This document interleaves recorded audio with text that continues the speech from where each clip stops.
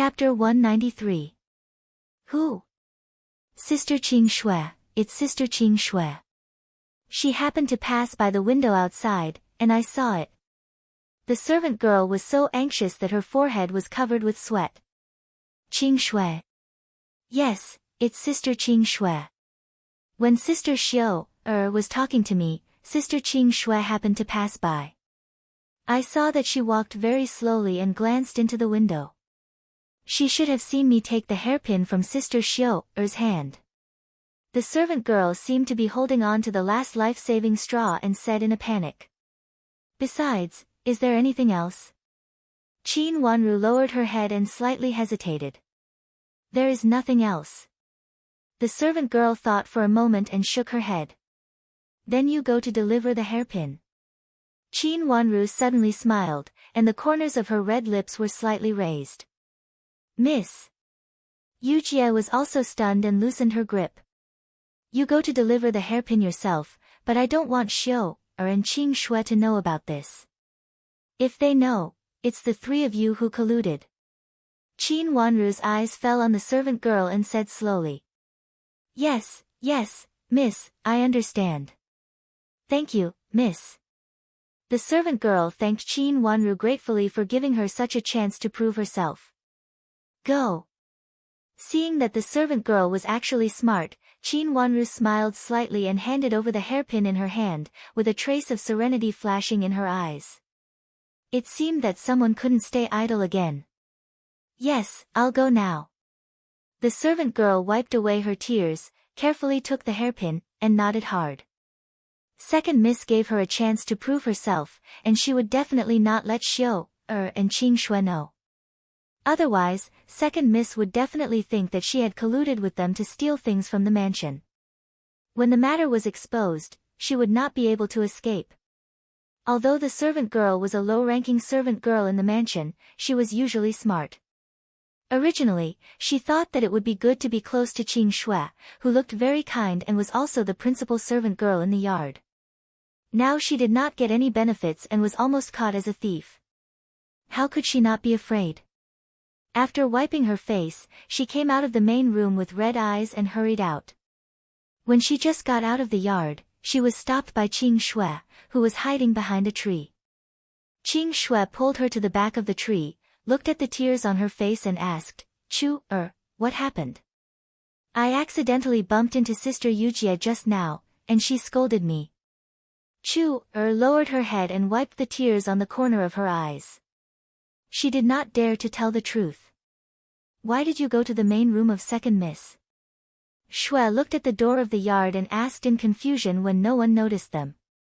Sister Yujie was still holding something for Miss in her hand. I broke it. She took me to explain it to Miss.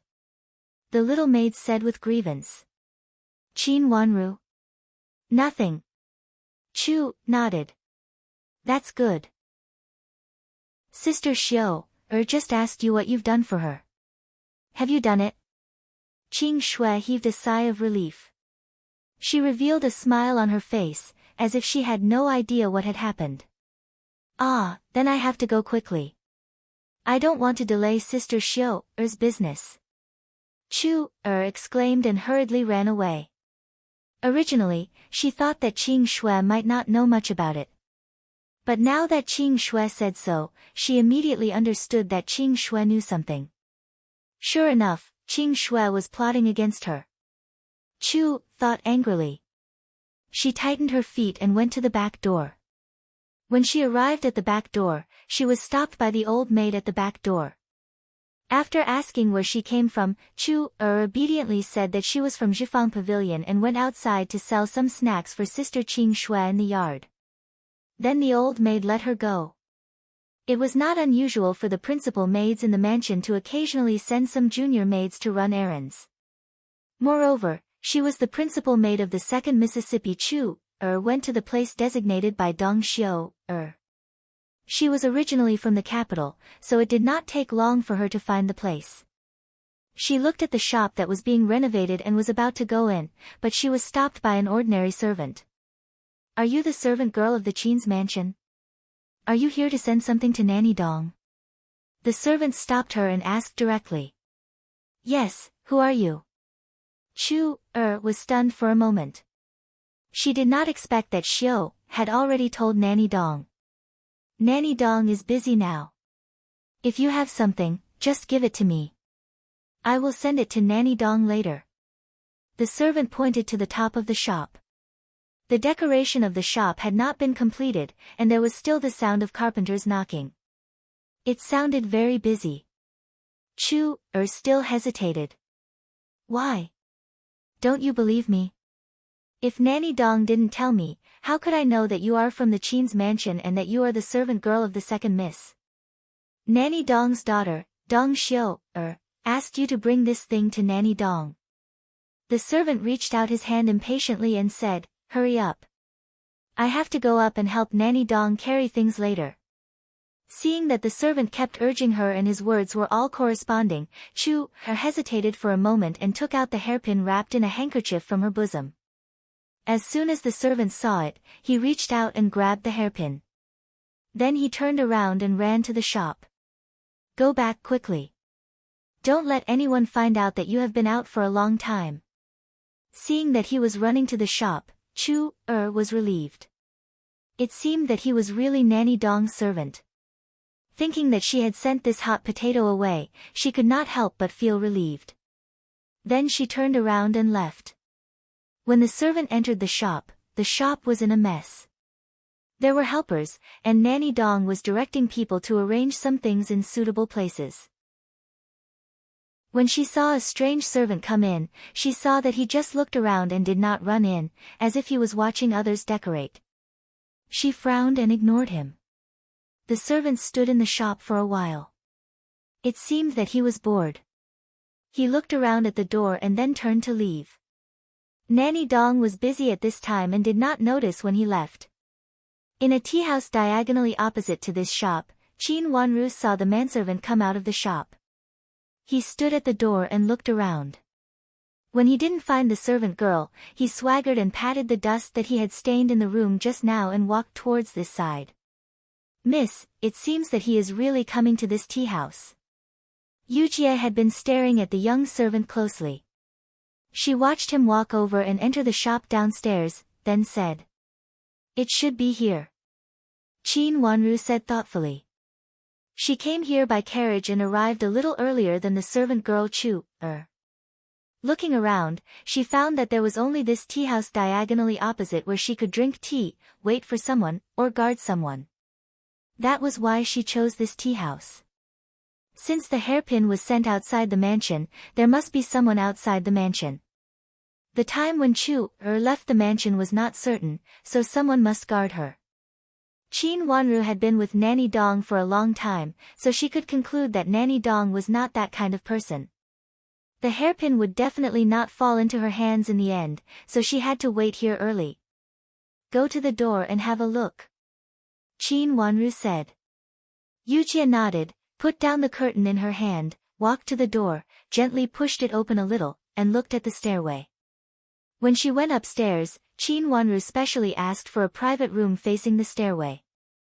He heard footsteps coming up the stairs. The manservant was out of breath. It was indeed the manservant he saw upstairs just now. Coincidentally, the private room that the servant entered was the one on the right side of their private room. Seeing the servant go in, Yujie came over, pointed to the room on the right, and said to Qin Wanru softly, Miss, this is the room. Qin Wanru looked at the wall. It was really a wooden wall, unlike some private rooms that were separated by screens. It was impossible to hear clearly. She could only vaguely hear the servant's voice, which seemed to be saying something. She stood up, walked to the wall on the right, and put her ear on the wooden wall. Then she faintly heard some sounds. Yujie also came over and listened to the sound like Qin Wanru. After the servant's voice finished, there was a woman's voice. Hearing a woman's voice, Qin Wanru was slightly stunned, but she was not too surprised. She just listened carefully, but only vaguely heard some sounds, which were not very real. Then the two voices seemed to say something. It seemed that one was asking, and the other was answering. They even said a few words from time to time. Then the sound in the room stopped. After a while, there was the sound of a chair being pulled next door. It seemed that they were going to leave. Qin Wanru rolled her watery eyes, walked to the door lightly, and looked out through the half-closed door. At this moment, the door over there opened, and a man who looked like a servant came out first and stood respectfully on one side. Then she saw a woman coming out with a servant girl. She was not tall but very thin. Looking at her, the servant girl beside her was a little taller and looked stronger. Because her body was slightly sideways, her face could not be seen. She rolled her watery eyes and silently pointed to an empty teacup on the table to Yujie. Yujie understood and hurried to take one. Qin Wanru took it, opened the door slightly, and smashed the teacup in her hand heavily, which happened to hit the stairs. The miss who was about to go downstairs came out of the private room and was about to go downstairs. She was so scared that she almost fell down when she was smashed by such a cup. The servant girl hurriedly reached out to pull her. They struggled to stand firm. The miss turned to Qin Wanru's private room with a pale face. The servant girl was about to go forward with a face full of anger, but was stopped by the Mississippi. "Miss, I dare not make trouble anymore. Please let me go."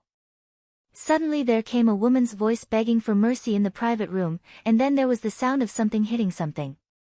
It turned out that the master was scolding the servant. The miss frowned, carefully avoided the debris under her feet, and walked downstairs with the servant girl. The servant was a distance behind, but he was also closely behind. In the private room, Yujie stamped her feet hard while watching, and tried hard to make a sound that seemed to be a servant girl begging for mercy. Chapter 194. Ning Xueqing. Was this the Ning Xueqing who secretly got pregnant with the playboy whom she was engaged to for the first time in her last life? Qin Wanru had not figured out the reason for the first engagement until now. There was a part of her memory that she had forgotten, but it seemed to be related to an accident. In order to cover up her embarrassment, she had to get engaged in a hurry. From what happened later, Qin Wanru came to a conclusion that Ning Xueqing seemed to be the cousin of the playboy Wang Xingxue. They should have had a relationship for a long time. The reason why they delayed getting married was that Wang Xingxue was originally a playboy. He not only hooked up with this cousin, but also had other women, and had not decided to marry this cousin. Madame D and Madame of Duke Xing should have plotted against her and made her get engaged to Wang Xingxue. Wang Xingxue was the nephew of Duke Xing's mansion. Since Madame of Duke Xing was the matchmaker, he naturally felt proud and agreed with her. He had already thrown Ning Xueqing out of Java. Unexpectedly, this cousin sister of hers was resourceful. Not only did she restrain herself, but after she got pregnant, she would make a scene at old Madame of Duke Xing's birthday banquet, expose this matter, and then ask old Madame of Duke Xing's mansion to make a decision. In front of so many people, even if old Madame of Duke Xing's mansion was displeased, she had to let them get married. In fact, this was also a good thing at that time. However, such a person had nothing to do with her for the time being. There was no Wang Xingxue around her. Why did she come to deal with her? Not to mention Wang Xingxue, it was also the first time that she had seen Madame of Duke Xing. As for Madame D and Madame of Duke Xing, she had never seen each other, so it was impossible for them to have hooked up with each other to plot against her. Then where did this Ning Xueqing come from? How could these two people, who had not had much contact with each other in the last life, suddenly have a connection with each other? If Ning Xueqing hadn't made a scene in the last life and she had been taken there, she would not have known her. With suspicious eyes falling on Ning Xueqing's slender figure, she suddenly stopped halfway up the stairs. "Miss, are you all right? Do you want to take a rest? Were you frightened just now?" Seeing her stop, her servant girl beside her hurriedly came over to help her and said anxiously. Was it because the cup he smashed just now had scared him? Qin Wanru raised her eyebrows slightly, and her eyes fell on her back. From the back, she looked really delicate. In the last life, although Wang Xingxue was not the young master of Duke Xing's mansion, he was Duke Xing's nephew and seemed to be the son of a grand madam of Duke Xing's mansion, which made Duke Xing's mansion lose face. Old Madam was so furious that she overturned the table on the spot and smashed so many things in front of her, but Ning Xueqing was not afraid at all. What was going on?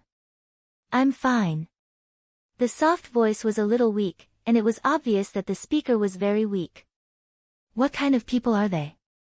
Why don't they go back to their own mansion if they want to teach people a lesson? They are not well educated. Miss, why don't you take a rest before you leave? What if you really feel uncomfortable? The servant girl glared at the door of Qin Wanru's private room and said angrily. All right, let's take a break. The woman held the servant girl's hand and turned her hand.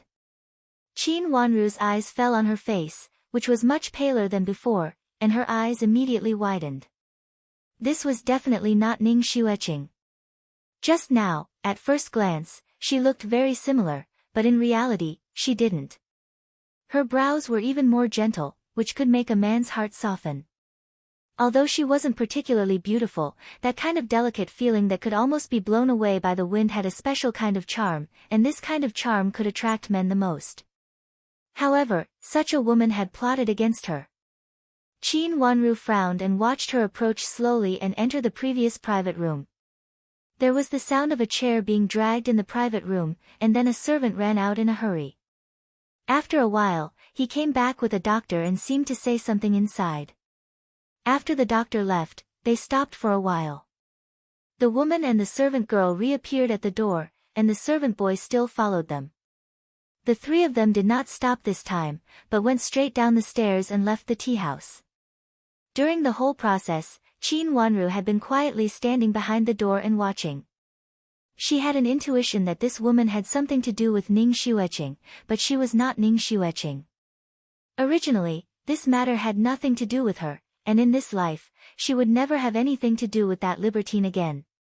However, there was a voice in her heart repeatedly reminding her that this woman was plotting against her now, and it must have something to do with Ning Xueqing. A cold turbid air was suppressed in her heart, which made her feel very uncomfortable.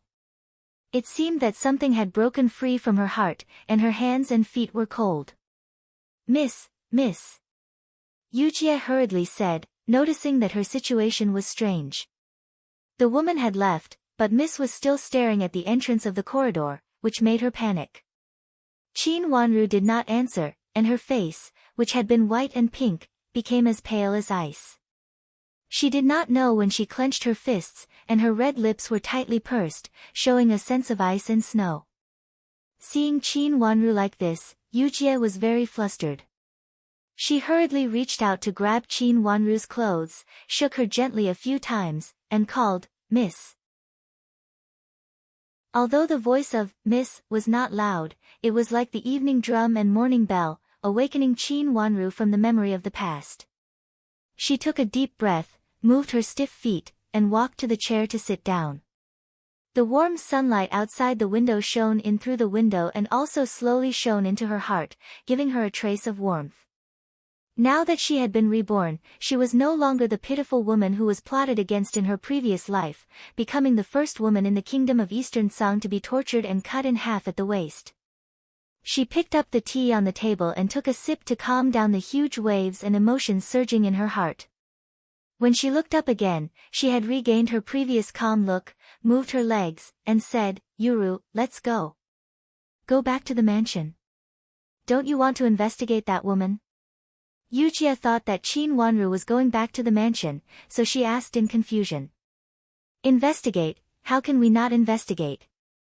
Qin Wanru stood up numbly, and her legs had recovered because she had moved just now. But they have all left. Find the clinic. Qin Wanru stood up and said.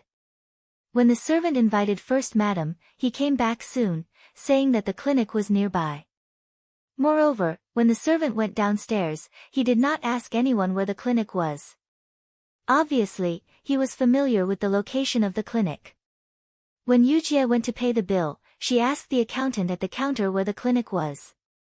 Then Qin Wanru took Yujie to the clinic on the right side of the tea house.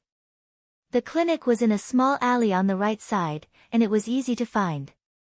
When they entered the door, they saw a servant coming over and asked with a smile, Miss, do you need to see a doctor this time?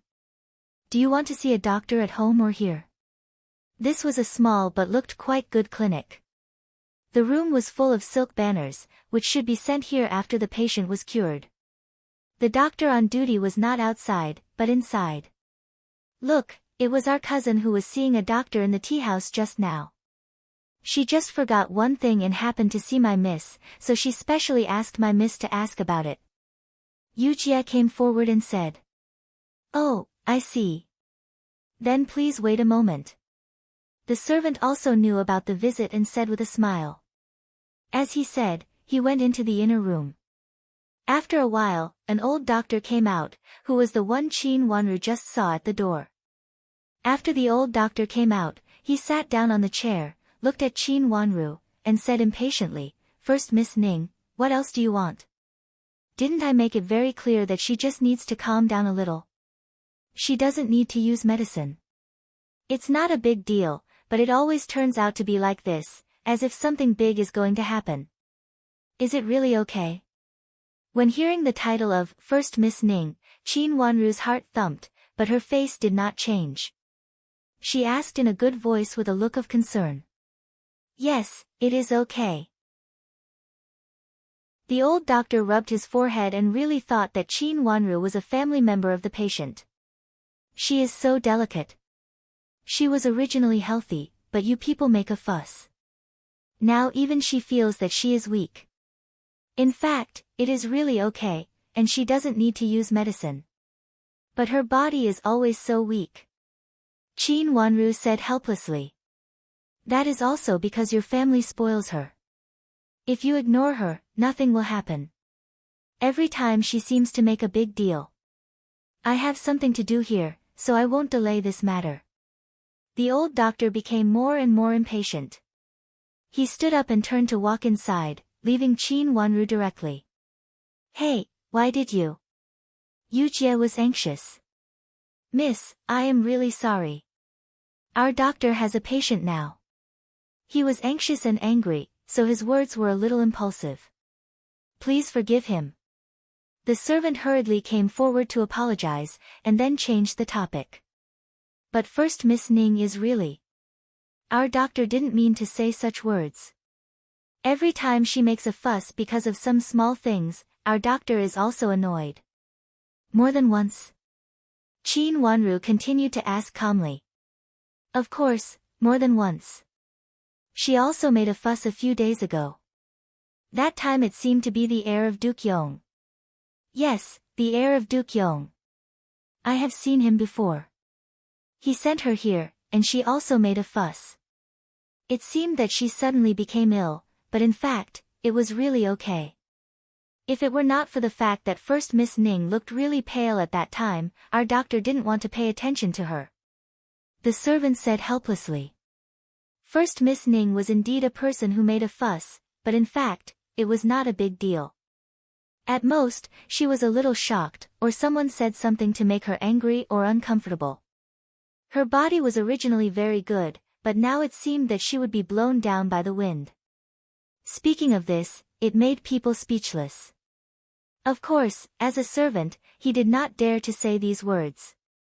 Even the doctor could only tell her to relax and have a good rest, but it was up to her how much she could recover.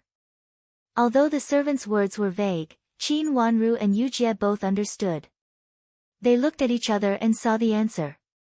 First Miss Ning had a heart disease, but she was not really sick.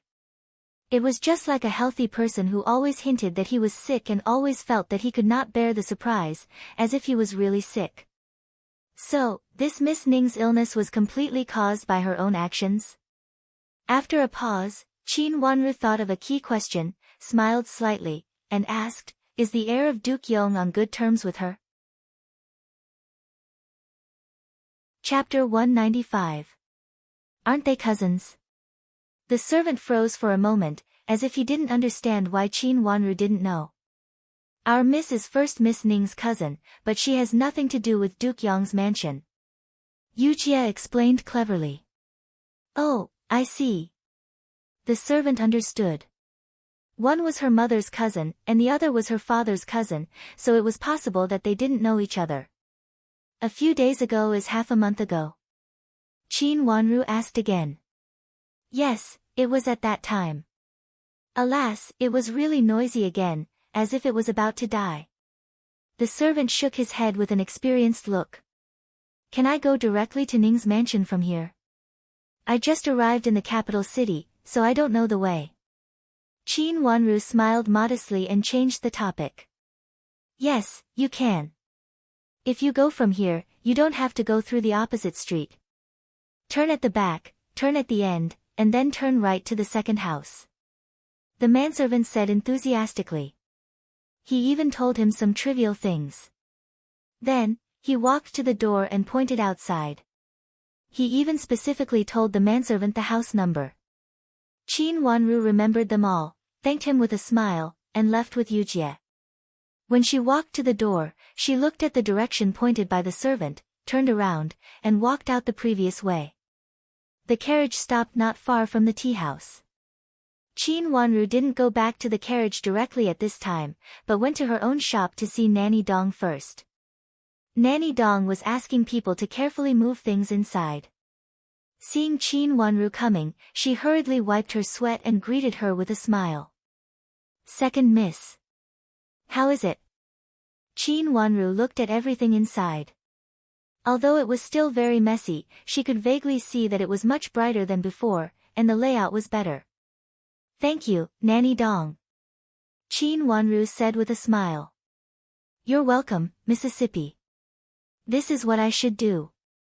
Madame Dong was full of smiles, and she looked much more energetic than when they first met. How long will it be open? About a month if it is fast, and a little later if it is slow, Nanny Dong estimated after thinking for a while. She knew that it was definitely possible before the Spring Festival. The Spring Festival was a good time, and the shop was more prosperous at this time. Qin Wanru was very satisfied with this. She nodded and said, Madame Dong, if you need anything, just tell me. Hearing Qin Wanru's words, Madame Dong hesitated and looked like she wanted to say something but stopped on second thought. Are you worried about Xiao, er? Qin Wanru smiled and asked tentatively. I'm worried about Xiao, er. It's been so many days and I haven't had time to see her. I'm afraid that she'll cause trouble for second miss. Madame Dong smiled helplessly and said, she grew up by my side since she was a child. Although she's not young, she's still a naive girl. I saw that she had a good relationship with Qing Shui in your yard before, but I thought that servant girl was a careless girl and couldn't be with her. But Xiao, didn't listen to me. I was afraid that did you persuade her before? Qin Wanru asked with watery eyes. I did advise her not to play with such scheming people. With her personality, she won't be able to win against them, but she just wouldn't listen. Speaking of Dong Xiao, Madame Dong looked helpless. She paused and her eyes were slightly red. I protected her so well before that her personality, Madame Dong, don't worry. I'll separate her from Qing Shui for a period of time. Qin Wanru thought for a while, but she had made a decision and comforted Madame Dong softly. She was still confused about this matter. She didn't know why Qing Shui would get in touch with the first Miss Ning, but needless to say, Madame D and her daughter must have played a part in it. She didn't expect that Nanny Zhou's accident that day would make Madame D come up with such a plan. She had thought that Madame D and Qin Yuru hadn't made any trouble after such a long time. Although Di Yen came less often, he was quiet and nothing happened when he came, which made people suspect for no reason. Now it seemed that it should be here. Now that she had found it, she had figured out Madame D's thoughts. She would find out the matter about Dong Xiao, by herself. Thank you very much, second miss. Madame Dong breathed a sigh of relief.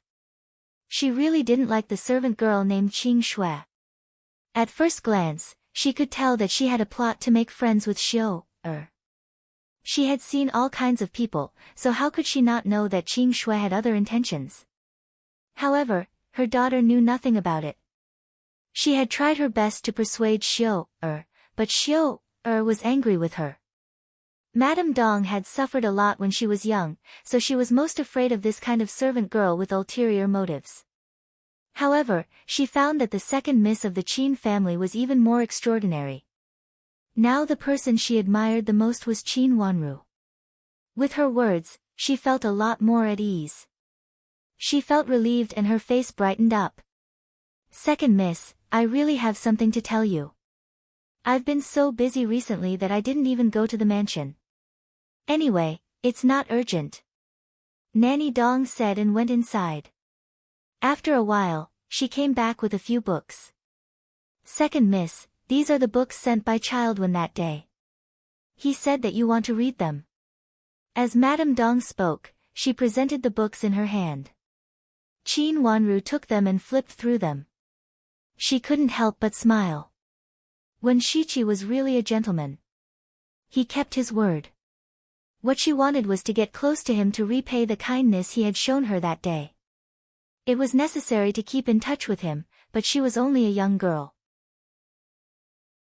If she wanted to keep in touch with him for a long time and constantly remind him about his second brother and his cousin, it would be very inconvenient for her to do so.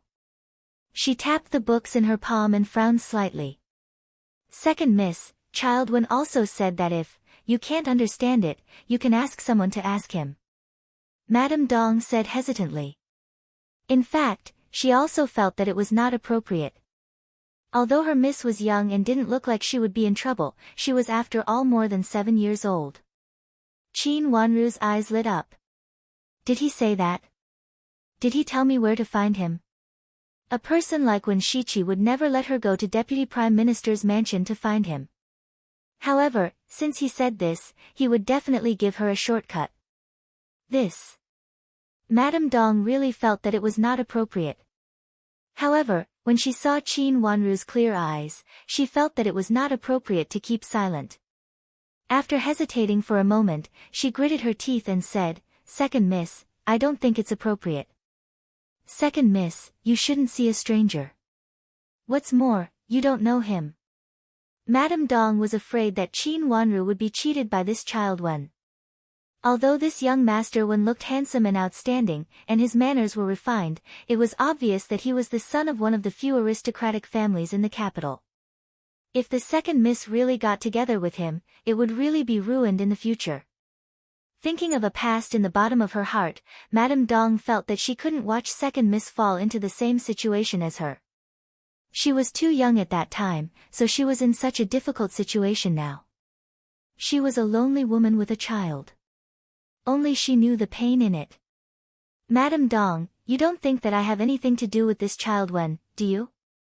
Qin Wanru looked at Nanny Dong in astonishment and laughed.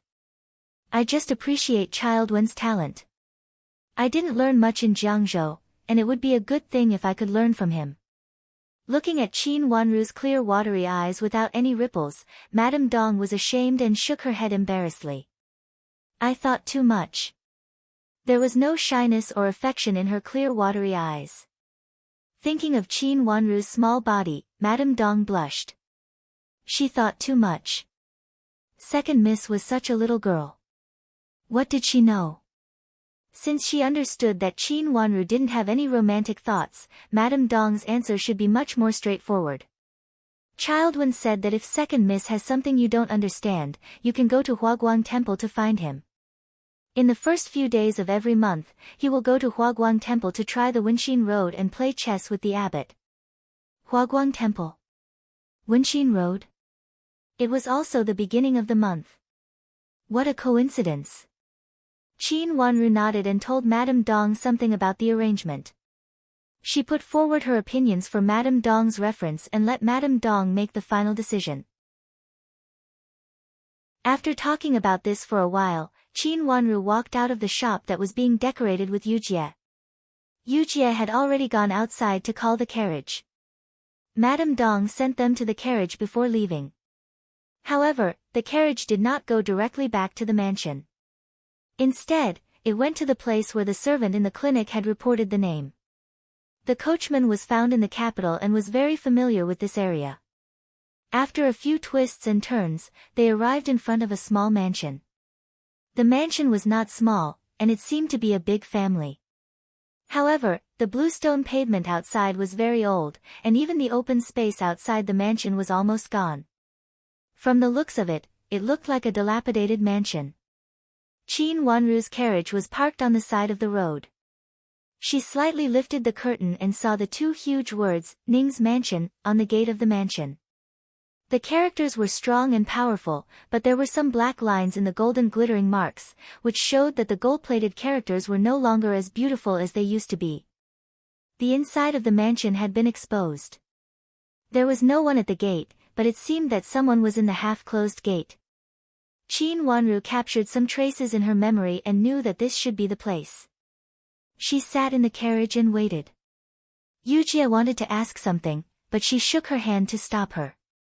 She actually had a guess, but now she wanted to wait and see. If it was true, then she was really confused in the last life. Because there was no place outside the gate, and there were shops on the side, the carriage was not conspicuous. The gate of the mansion was very quiet. No one came in or came out. The gate of the mansion had been unclosed, and the scenery inside could not be seen. Qin Wanru looked around patiently. She was waiting. Chapter 196. The man helped a woman out of the carriage. She stood still in the carriage and seemed to say something to the man. At first glance, it could be seen that the two of them were very affectionate and seemed to have a lot to say. After standing there and talking for a while, the woman slightly turned her face to one side, looking quite delicate. The man seemed to want to leave, but the woman gently pulled his sleeves and didn't let him go. They seemed to say a few more words. When he wanted to speak again, the man was a little impatient, patted his sleeves, and was about to leave. But this time, he was pulled by the woman again. The woman tilted her head and whispered a few words in the man's ear. Although the expression on her face could not be seen clearly from the distance, her behavior and manner let people know that the woman was very shy at this time. After saying that, she covered her face and walked to the door of the mansion. The man behind her looked very happy and laughed. When the woman entered the door of the mansion, she looked back again, smiled sweetly, and then entered the door. The man watched the woman enter the door in a happy mood, and then got on the carriage with some reluctance. The carriage slowly set off and drove forward from the door of the mansion.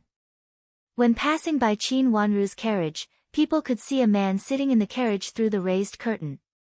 His appearance was not very outstanding, but he looked a little gentle, as if he were a gentleman. However, from the behavior just now, it seemed that he was not the slightest bit similar to the so-called upright ruler. Pulling and pulling with an unmarried woman in front of the residence, even an engaged unmarried man and woman would not do such a thing. However, the man and woman just now seemed to be very familiar with each other. It could be seen that this kind of behavior was not a day or two. In fact, these two people were not engaged. Qin Wanru stared at the window in a daze. The gentleman's face flashed by there, and her mind seemed to be tumbling with stormy waves, and her hand holding the handkerchief was cold. This was Wang Xingxue, whom she had been engaged to for the first time in her previous life. He looked like a gentleman. Although his face was not outstanding, his faint sense of righteousness made people feel that he was really a gentleman. This was also the reason why she agreed with Madame D in her previous life. He looked like a gentleman, but what he did was not what a gentleman should do. The woman just now was the real Ning Xueqing. In her previous life, she had always thought that Ning Xueqing was also a determined woman. Although she had some tricks, she did it for the love of her heart. Only now did he realize that it wasn't just that. She was actually such a flirtatious person. Even though she was from a declining aristocratic family, she was still an aristocratic family. As a young lady of an aristocratic family, she was actually pulling and tugging at a man's doorstep. Not only was her behavior ambiguous, her actions made people feel that she was clearly doing it on purpose. Furthermore, her concept of shame was weak. Such a shameless woman who would do anything for her own sake was Ning Xueqing. And the woman just now, if she guessed correctly, was Di Yan's good cousin, Ning Kaixian. She didn't know anything. It turned out that this was just another trap set by Madame D and her daughter for her in the previous life. It was just that there was another pair of sisters who harbored evil intentions in this game. Biting the corners of her lips tightly, she swallowed the blood surging in her heart, and her eyes were full of anger. In her previous life, she had just arrived in the capital city. Although she had a bad reputation, Jiangzhou was too far away, and Madame D and her daughter had the upper hand in the Qin's mansion. Even though most people thought that she was lowly, there were still some people who thought that she was just framed by Madame D. All aristocratic families had disputes in the backyard, and many people could see it clearly. So, there was this matter of breaking off the engagement. Senior Wang Xingxue was a righteous man. Letting such a person plot against her and force her to marry him, no one would think that Madame D had done anything wrong. Although his family background was not prominent, with such a reputation, what else could she ask for? It was good enough to have such a person marry her. As far as this marriage was concerned, no one could find fault with Madame D. But as a result, this time breaking off the engagement made her reputation in the capital city even worse, and it happened in the capital city. People had always been tolerant to men. Not to mention that Wang Xingxue had a bad character, they only said that she was not only lowly but also unlucky. It would not be good for anyone who was tainted by her. Even a person with a dignified character would become unbearable. Since then, after breaking off the engagement, no one in the capital city wanted to marry her, and then there was Madame D's second plot. The handkerchief in her hand was fiercely crumpled into a ball. Miss Yujia looked at Qin Wanru uneasily and asked cautiously. Exhaling a heavy breath, Yujia showed a faint smile on her face, but her eyes were full of strong anger. The kind of anger that almost came from the hell made Yujia, who grew up in Jingxin Monastery since she was a child, so shocked that she couldn't speak for a while. This is Duke Xing's nephew. Qin Wanru suppressed the coldness in her heart and said slowly, and the redness caused by the anger in her eyes faded slowly. Then, what about that woman? Is this a place of prostitution? Yujia had little contact with the secular world in Jingxin Monastery before. She had heard of but never seen a place of prostitution. But thinking of the woman's behavior just now, she felt it was a little similar, so she asked in confusion. But she also felt it was not very similar. At least the two words, Ning's mansion, on the handkerchief was a little different from the place of prostitution that pilgrims used to say. But it was also possible that the customs in the capital city were different from those in Jiangzhou. It is not a place of prostitution, but Ning's mansion. Qin Wanru slightly bent the corner of her mouth, and suddenly figured out the cause and effect of this part. Let the carriage go back. Since they had seen what they had seen, then they couldn't do whatever they wanted next. Yujia let the carriage go in a daze, and then looked at Qin Wanru with her eyes wide open, wanting to say something but stopping on second thought. Qin Wanru knew that Yujia was full of doubts now, so she leaned on the carriage and said slowly with cold and suspicious eyes, the first Miss Ning before should be the one who has a good relationship with Di Yan. The Miss Ning later should be the one who has a close relationship with the nephew of Duke Xing just now. The two sisters of Ning's mansion were both such people. They were not only lowly, but also vicious. They would sacrifice everything of others for themselves. Therefore, the reason why Ning Kaixian could finally marry into Duke Yang's mansion in the last life, and the reason why Madame D and Qin Yuru compromised, was because of her. Qin Wanru was very clear about Madame D's character. Since Ning Kaixian would definitely marry into Duke Yang's mansion, she should at least see some benefits for herself, and she was the only reason why Qin Yuru treated Ning Kaixian kindly. As for Ning Xueqing, it was certainly a good thing that Duke Xing's mansion could recognize her on such an occasion and force Wang Xingxue to marry her. Otherwise, how could there be such a coincidence? If she had met Ning Kaixian in the last life, she would have figured out the key points, but she had never seen Ning Kaixian, so she certainly didn't know her name. She only knew that she was Di Yan's cousin, Ning, but she didn't expect that she was actually a pair of sisters with Ning Xueqing. The heavenly Tao returns, and retribution comes. It was originally an unintentional action, but it unexpectedly allowed him to discover the truth that he had not discovered in his previous life. If she hadn't attracted the servant girl into the mansion that day, she was afraid that this matter would still go according to the traces of the last life. This cousin Ning Kaisian, who fought with Qin Yuru with wits and courage and had the upper hand, would finally marry into Duke Yong's mansion. In the end, in order to live a better life, she would definitely help Madame D and Qin Yuru to plot against her. For this reason, Qin Yuru also promised that if she gave birth to a child, she would raise her to the position of a co-wife. After her rebirth, she suddenly figured out the things that she couldn't figure out. The Ning sisters each got what they wanted. What they had done was just to step on him in a more muddy place. In vain, he sighed for Ning Xueqing. Such a determined and infatuated woman turned out to be nothing more than a thin layer of cleanliness.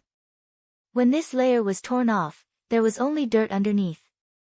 Since this first Miss Ning has a good relationship with the heir of Duke Yong, why would she deal with you? Shouldn't she deal with the first miss? Yu Jie didn't know who Ning Xueqing was, nor did she know who this nephew of Duke Xing's mansion was. She focused on Ning Kaisian. After listening to Qin Wanru's words, she thought for a while and asked in surprise. She should be guided by Madame D. Qin Wanru raised the frost on her eyebrows, and her smile was like a sharp blade. Guided by Madame D. Yu Jie blinked her eyes in confusion. After Nanny Zhou came back that day, nothing happened, did she? But she went to Duke Yong's mansion several times later and found that this delicate cousin sister of Madame D might have an ambiguous relationship with Di Yan, but she didn't do anything. It's not like Madame D's usual style. Qin Wanru said slowly in a low voice. Her words didn't sound high. It seemed that she was explaining to Yu Jie, but it also seemed that she was whispering. Yu Jie was not stupid. Hearing Qin Wanru's words, she suddenly widened her eyes and raised her voice unconsciously.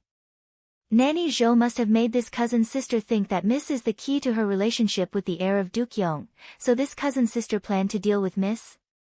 This cousin sister looks so delicate that she almost falls with a blow, but I didn't expect that she is such a vicious and selfish person. Qin Wanru was silent. The key to this was actually not difficult to figure out. In the last life, Madame D could make use of Ning Caishian's temperament, so she could certainly do it in this life.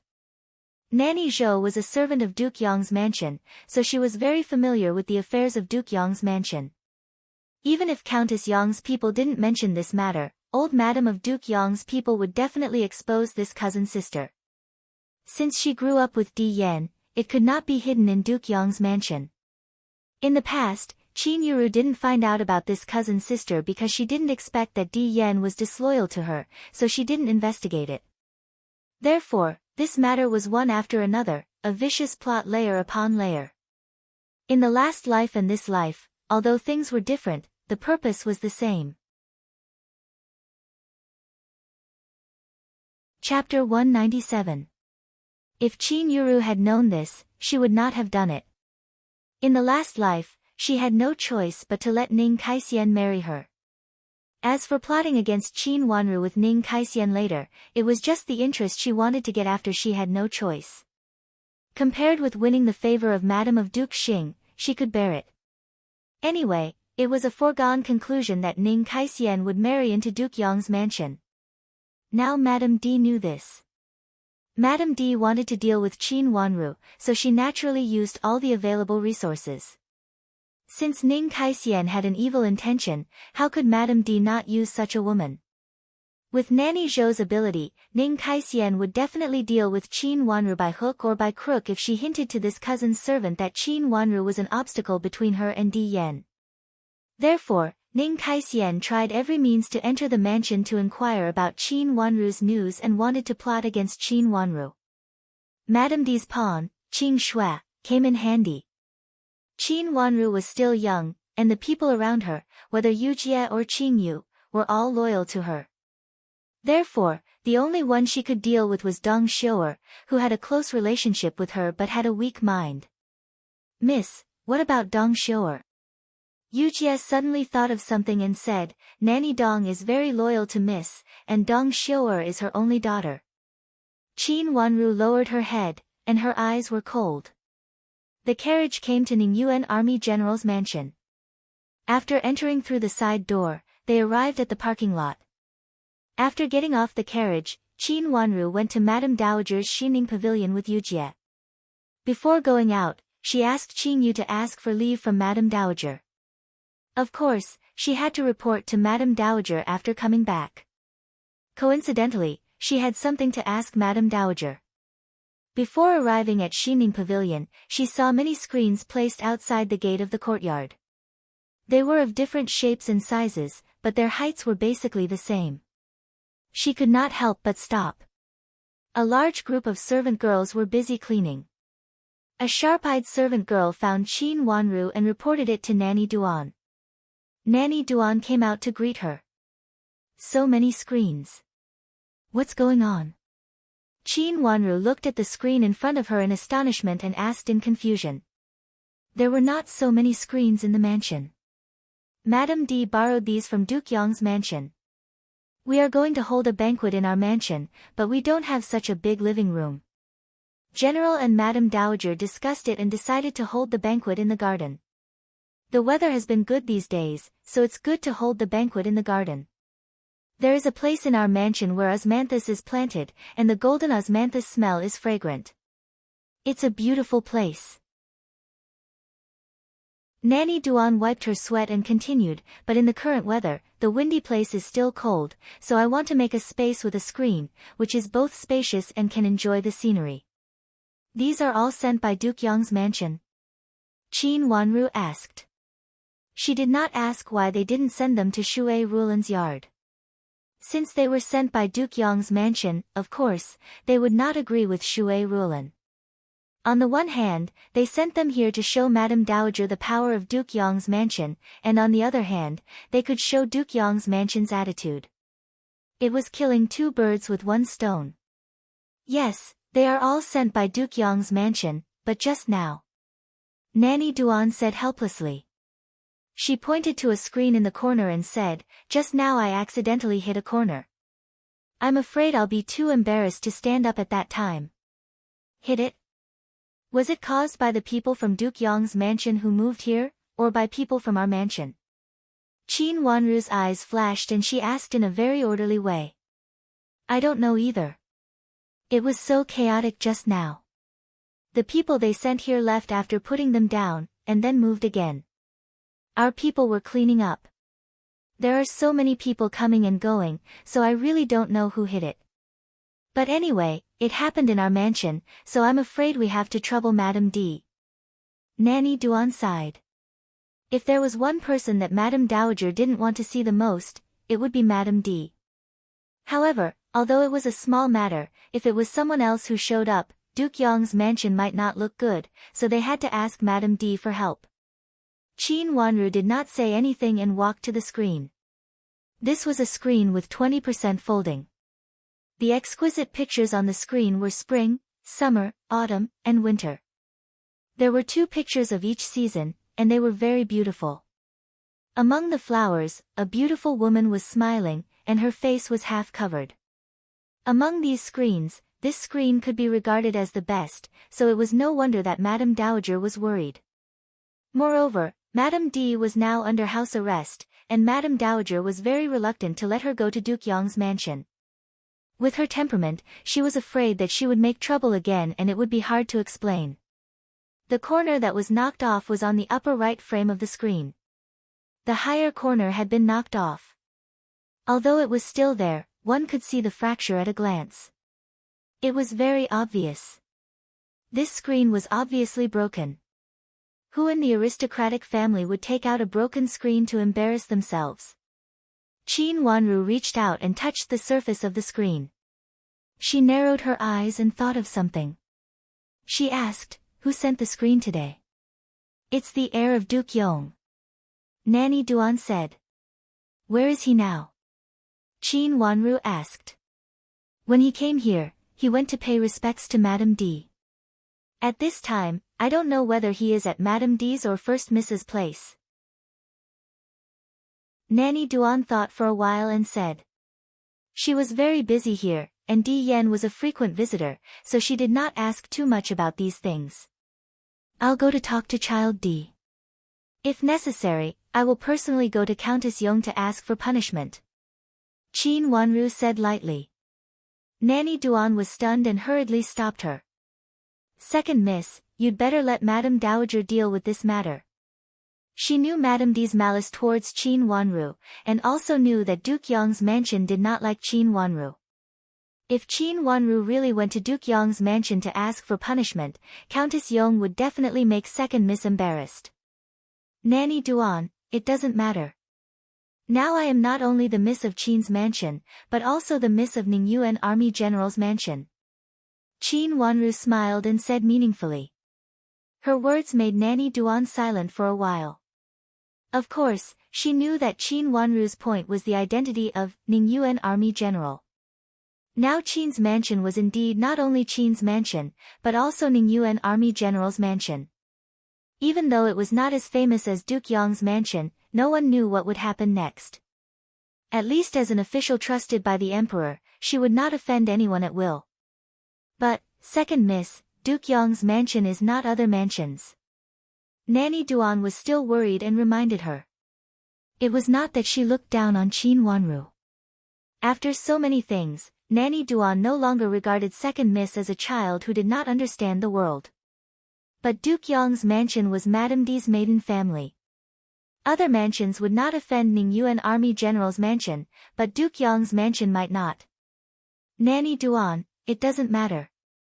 Moreover, she may not necessarily go to Duke Yong's mansion to ask for punishment in person. I'll go to the heir of the Duke and talk about this matter first. Qin Wanru smiled and comforted Nanny Duan. She had never encountered such a thing as a hard thing like the screen being knocked off a corner. If the screen was knocked off a little, it was possible to have scratches. If she was not careful, there would only be such a mistake. But now a corner was knocked off, which could not be caused by carelessness. It was easy to guess the thoughts of Duke Yong's mansion.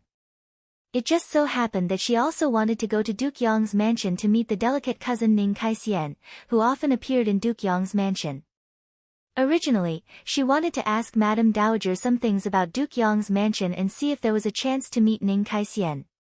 Unexpectedly, when she just arrived here, the opportunity was presented to her.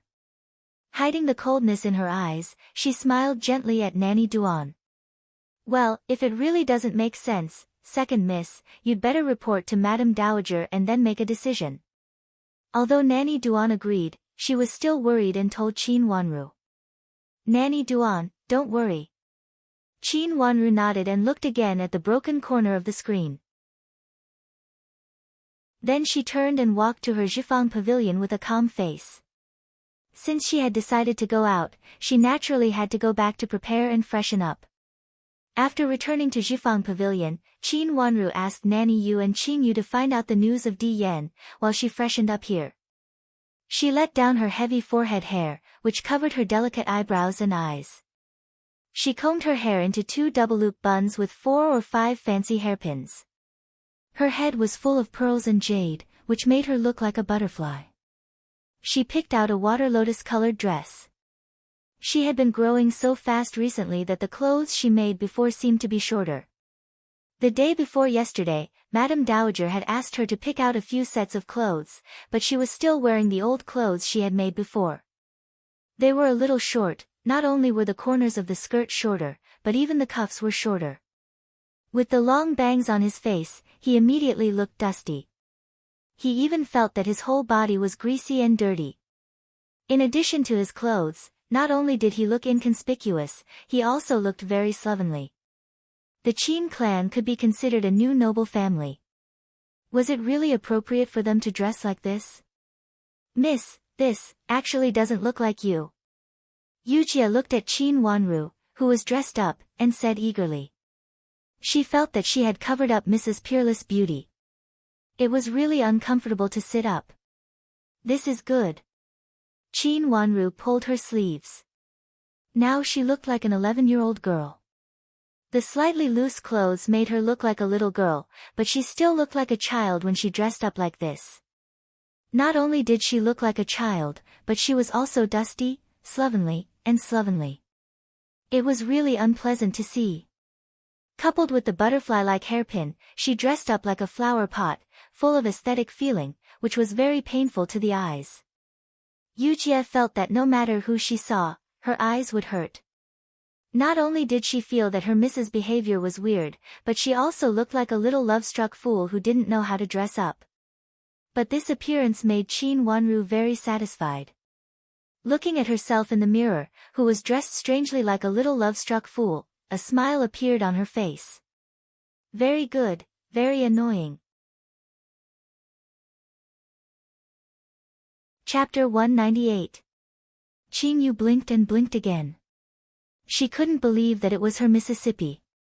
Where was her delicate and beautiful miss? She turned back and looked at Yujie eagerly. Yujie smiled at her helplessly and broke all her fantasies. This is Miss. Miss, why are you so sad? You don't know how to dress up, let me do it. Yujie's answer broke all Qin Yu's imagination. She looked at Qin Wanru with a sad face and said. She thought that Qin Wanru wanted to dress up prettily, but she didn't know how to dress up. That was why she looked like this. Isn't this good? Qin Wanru stretched out her hand and pulled her thick bangs aside a little so that she could see Qin Yu clearly. Such thick bangs not only hurt her eyes, but also blocked her view. Only in this way could Qin Yuru and even old Madam of Duke Yong rest assured.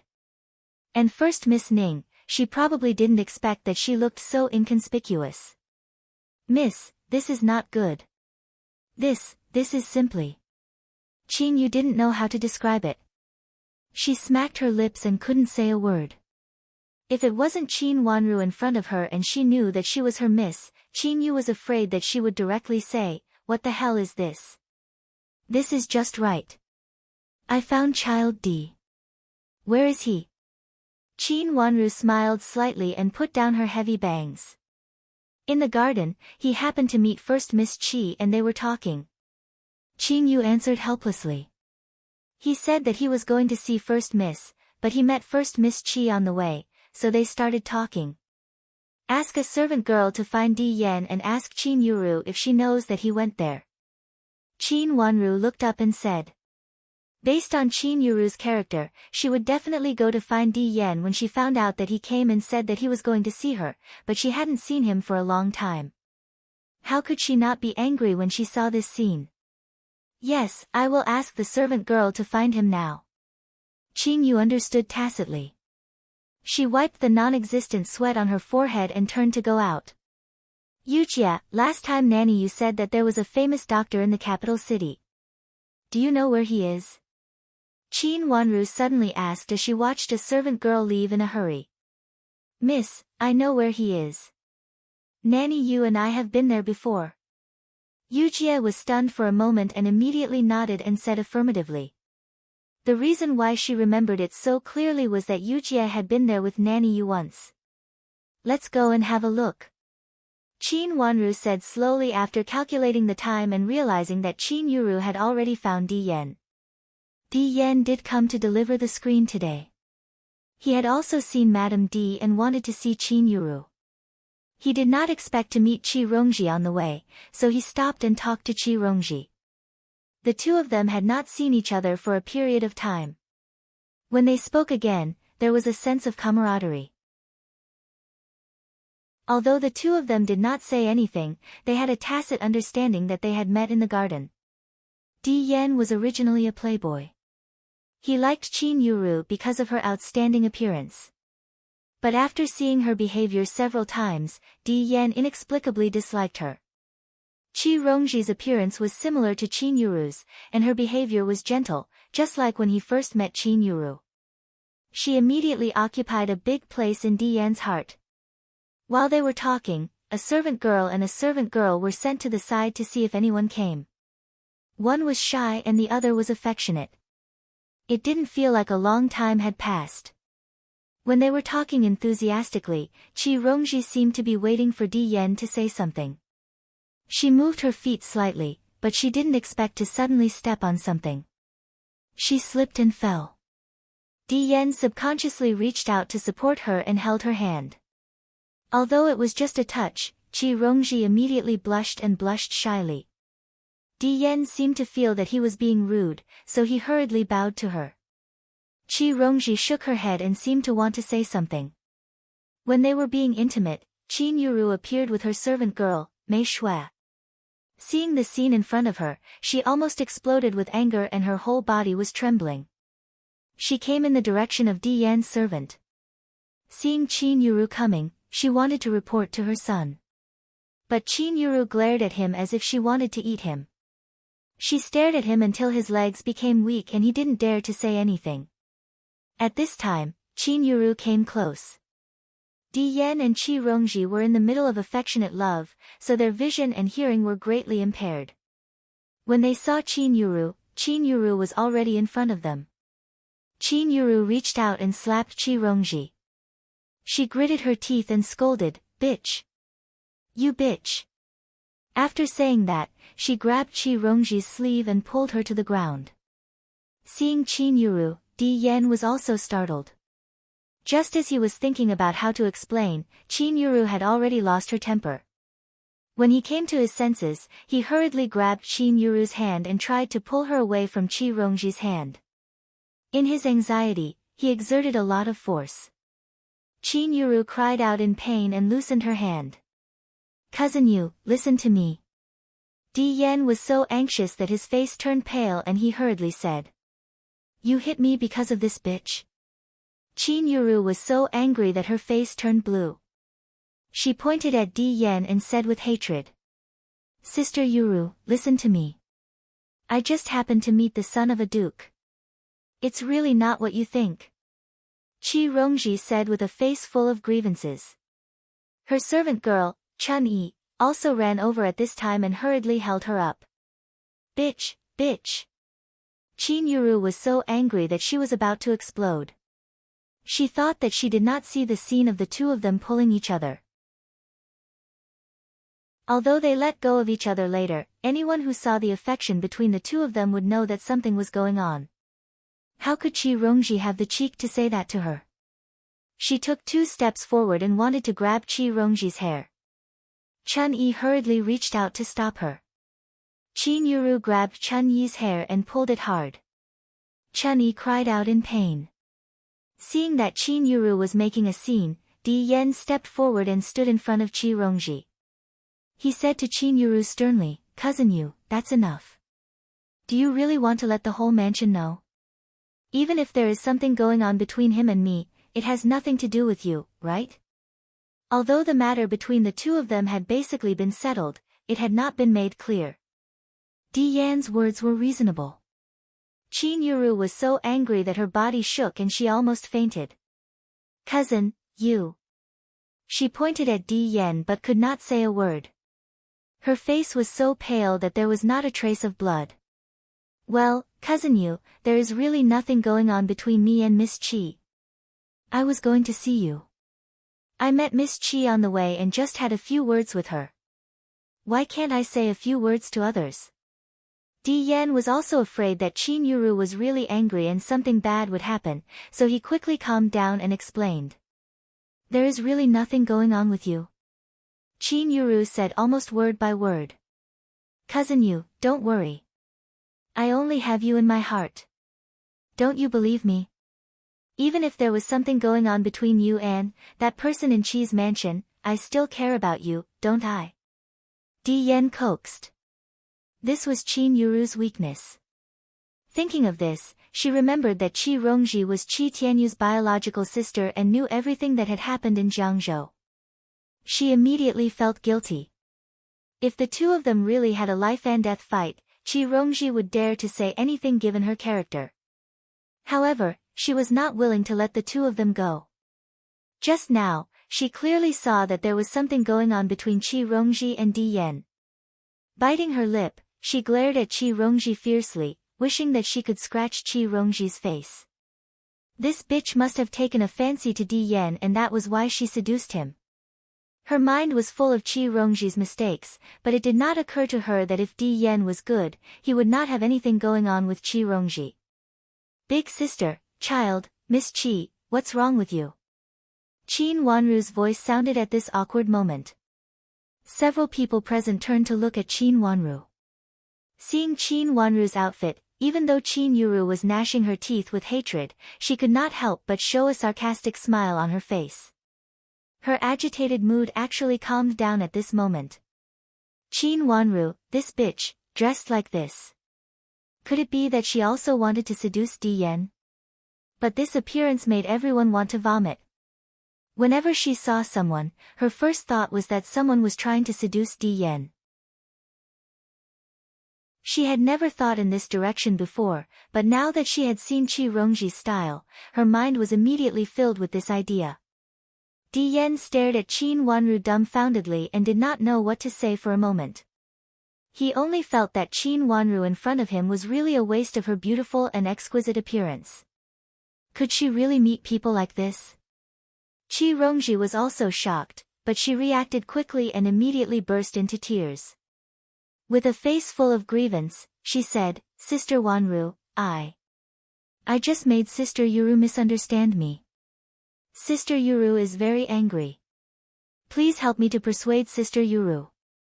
Miss Qi, you can solve your own problems. I have something to discuss with Child D." Qin Wanru casually glanced at them and said seriously. Unfortunately, her dress had nothing to do with the so-called serious color. Moreover, only a small part of her face was exposed, so her expression could not be seen clearly. Qin Yuru looked alert and sneered, "What do you want to discuss with my cousin? Do you also want to meet here by chance? Is that why you dressed up like this?" "Big sister, what are you talking about? There are guests in the mansion, so of course I have to dress up. How can I dress up like usual?" Qin Wanru glanced at Qin Yuru calmly. She and Qin Yuru did not get along well in the past, so there was no need to pretend to be sisters. Both Qi Rongji and Di Yan knew this, so they were not surprised when Qin Wanru said this. "This is what you look like." Not bad indeed." Qin Yuru sneered, but she felt satisfied. If Qin Wanru always dressed up like this, she would not be worried at all. Thinking of this, she turned to look at Qi Rongji. Now she had to worry about this bitch in front of her. Qin Wanru did not want to argue with Qin Yuru, but turned to Di Yan and said calmly, "Child, there is a broken screen. Can you please take a look at it and how to deal with it? There must be a rule." "What screen is broken?" Di Yan suddenly reacted and was stunned for a moment. "It is the screen that your mansion lent to our mansion. I don't know where one of the corners was broken, but it is at Grandma's place now. Let's go and have a look together and think about how to solve it." Qin Wanru said. Go. Di Yan only wanted to leave at this moment, so he said repeatedly. Then he turned and walked away, followed by Qin Wanru. Qin Yuru glared at Qi Rongji and followed. Chapter 199. This screen is Grandma's favorite. Di Yan had thought it was not a big deal, but when he saw the screen in front of him, his eyebrows twitched violently and he said helplessly. "This is indeed Grandma's favorite screen. When I went there last time, Grandma mentioned this screen. It seemed to belong to Grandma's family." Qin Yuru raised the corner of her mouth and looked at Qin Wanru with some sarcasm. "Second sister, this is not a small matter." She was still full of anger at this moment and didn't like everyone around her. Qin Wanru ignored Qin Yuru's sarcasm and looked at Di Yan. "Child, why don't I go with you to Duke Yong's mansion and explain this to old madam? This, actually is not necessary." Di Yan hesitated and said, feeling that it was a fuss. "You'd better go. Otherwise, if Grandma gets angry, cousin will have to deal with it alone. We will also feel guilty." The more Qin Yuru looked at Qi Rongji who followed them, the angrier she became. But at this time, she could not drive her away. She rolled her eyes and hid the sarcasm on her face, pretending to help solve the problem. Di Yan fell silent. This matter would definitely be asked by Grandma. He looked at Qin Yuru and then at Qi Rongji, and suddenly felt a headache. He felt that it was better to leave for a while, so he nodded and said, "Okay." Since they decided to go to Duke Yong's mansion, Qin Wanru naturally had to go to express her apology. Qin Yuru said that she wanted to go back to see old Madam of Duke Yong and put in a good word for Qin Wanru, so of course she had to go. Di Yan did not say anything about this. He ordered the carriage outside and was ready to leave with the two sisters. He asked someone to bring back the screen with a broken corner. According to Di Yan, the broken screen was useless, but it was Grandma's favorite, so they had to bring it back. Qi Rongji was not convinced that she could not go, but she also knew that it would not be good if she went at this time. She stood aside helplessly and watched Di Yan leave with a gloomy face. She also saw Qin Yuru turn her head and smile sarcastically at her. She twisted the handkerchief in her hand fiercely, suddenly feeling that Di Yan might not be her best choice. Qin Yuru was the granddaughter of the old Madam of Duke Yong. It was impossible for the old madam to take a fancy to Qin Yuru. However, she was unwilling to let go of Di Yan. At least for now, Di Yan was the best person by her side. Moreover, Di Yan understood her very well. Although they did not say it explicitly, in fact, they understood each other. But what if old Madam of Duke Yong disagreed? Qi Rongji frowned tightly. She felt that she had to think about it carefully. In any case, she could not lose to Qin Yuru, the fickle bitch. Di Yan took Qin Yuru and her sister to the carriage, and the carriage went to Duke Yong's mansion. Along the way, Qin Yuru did not speak, nor did Di Yan. The atmosphere in the carriage was very dull, completely different from the way Qin Yuru used to talk to Di Yan in a sweet voice. Qin Wanru was very comfortable. She sat by the window and gently lifted the curtain to look at the scenery. It seemed that she was very curious about the streets and pedestrians outside the window. Since she didn't speak, neither did the other two. With what had happened just now as a barrier, Di Yan and Qin Yuru calmed down and didn't know what to say. But it didn't affect Qin Wanru. She was alone, and she didn't have to talk to Qin Yuru hypocritically. She felt good.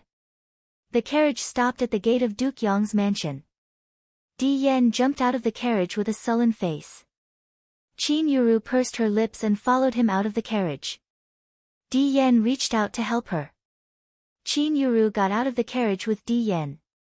When she was about to stand up, she suddenly felt weak and fell toward Di Yan. "What's wrong?" Di Yan hurriedly held her and asked. "I hit my foot. It hurts." Qin Yuru held Di Yan's hand and stood still. She frowned, and one of her feet swayed as if it was hurt. "Can you walk?" Di Yan asked with concern on his face. Qin Yuru took a step forward and immediately cried out. Her frown deepened. She raised her face and looked at Di Yan pitifully.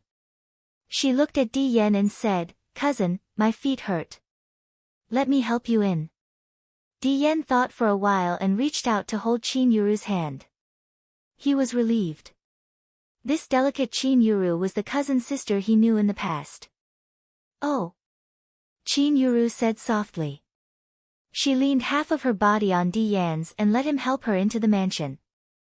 Qin Wanru followed them out of the carriage.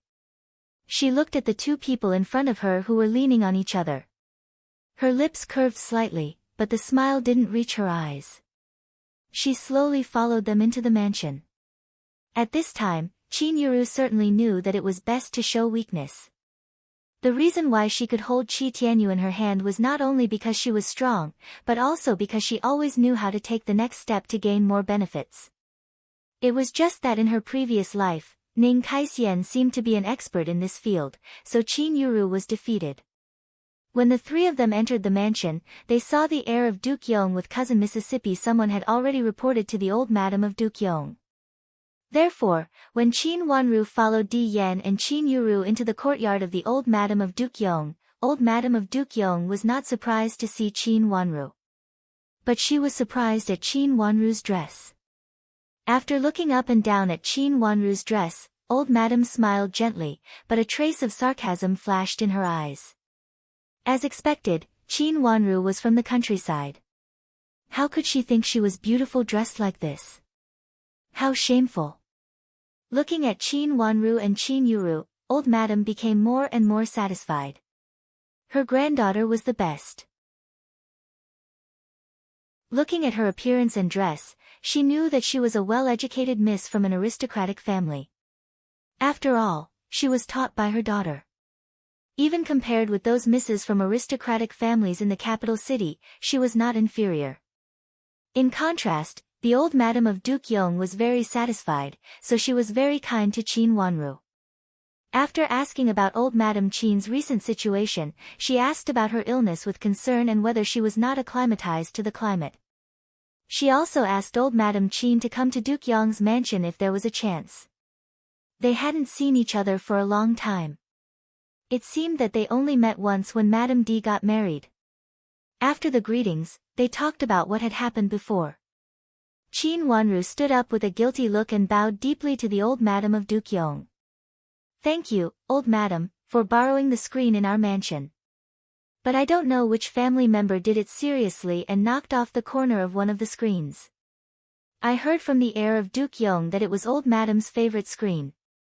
Wanru specially came to apologize to old madam and is willing to compensate your mansion according to the price. After saying that, Qin Wanru bowed deeply again with a very thoughtful etiquette. What screen? Old madam was stunned for a moment and didn't understand. She turned to Di Yan and asked. It's the screen of 4 seasons that Grandma liked the most. The one with 8 screens in total. Di Yan explained. When was this screen taken there?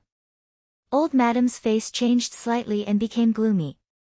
She turned around and said to an old maid beside her. The old maid answered and went out. After a while, she came in and whispered a few words in old madam's ear. Old madam's face became more and more gloomy. But when he turned his eyes to Qin Wanru, he calmed down and sighed softly. Forget it. You didn't break it on purpose. I thought that this screen was not taken out. It was sent by my maiden family when I married into Duke Yong's mansion. It has been precious for so many years. Who would expect that the supervisor who sent it to Duke Yong's mansion was not clear about it and took this screen to Duke Yong's mansion? And, a corner of it was broken. In other words, he had broken someone else's precious item. Old madam, Grandma wants to make the screen more beautiful and follow the original frame. So I want to ask old madam, where else can such a frame be found now? Grandma just came to the capital city and doesn't know these, Qin Wanru said. This. Old madam hesitated.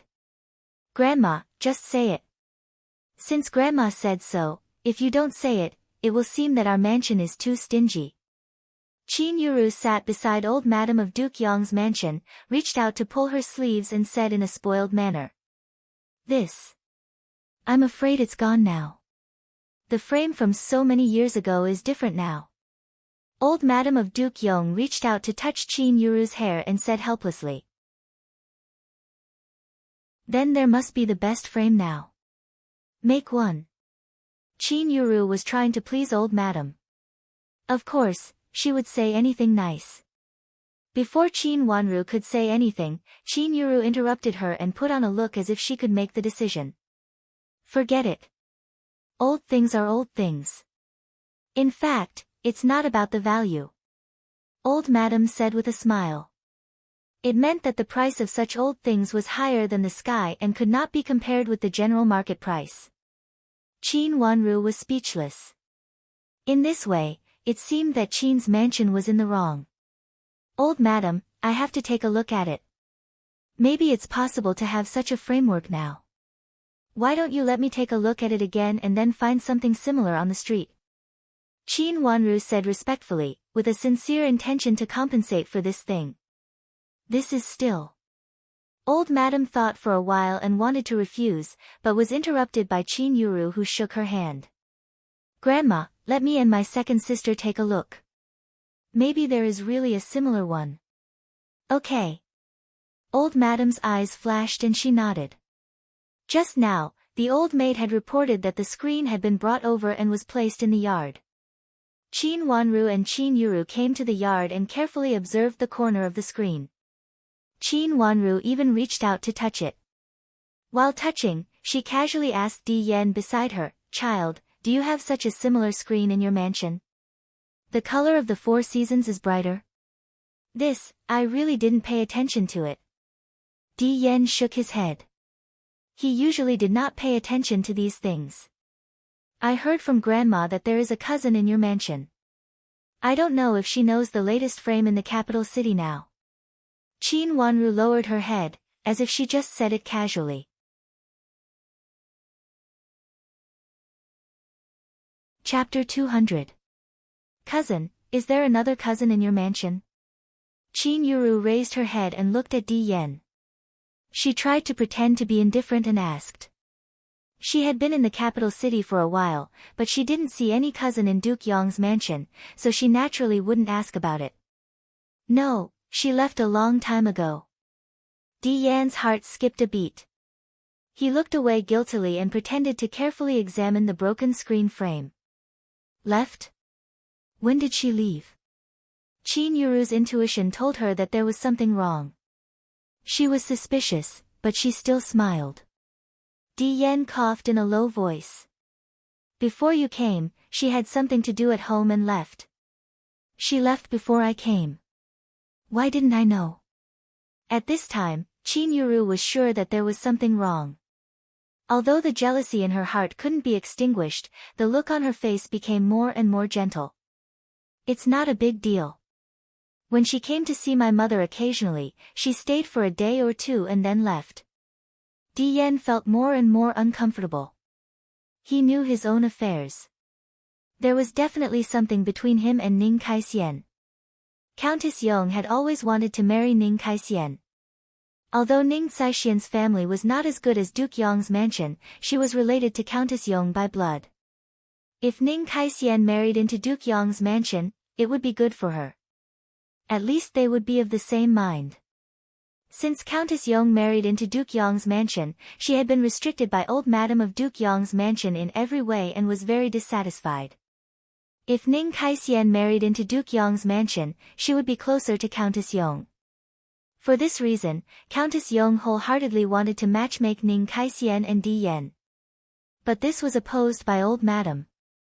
Previously, Qin Yuru had been in Jiangzhou, so Countess Yong let Ning Kaisian live in the mansion from time to time to accompany Di Yan.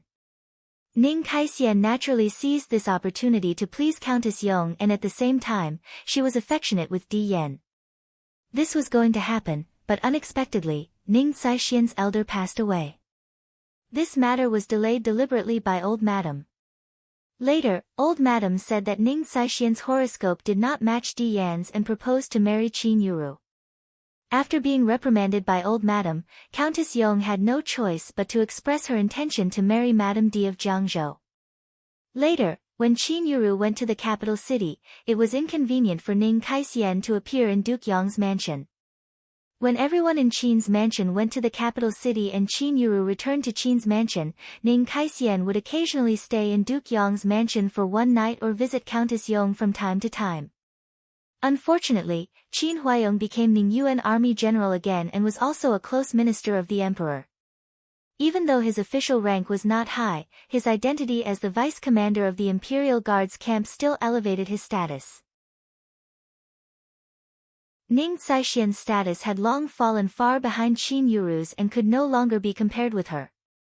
In this case, Countess Yong has no choice but to give up her intention to marry Ning's mansion. But Ning Kaisian was unwilling. She secretly continued to hold Di Yan's hand, and they were very affectionate. Of course, all this was done in secret. On the surface, Ning Kaisian was only Countess Yong's niece and Di Yan's cousin. The relationship between Di Yan and Ning Kaisian was almost recognized at that time. Many people in the mansion knew it. But Qin Yuru didn't ask, and people in the mansion didn't dare to ask. Of course, they all kept their mouths shut. Why didn't I meet her? Qin Yuru smiled sweetly. She hid the darkness in her eyes and was full of curiosity. Maybe something happened in her mansion.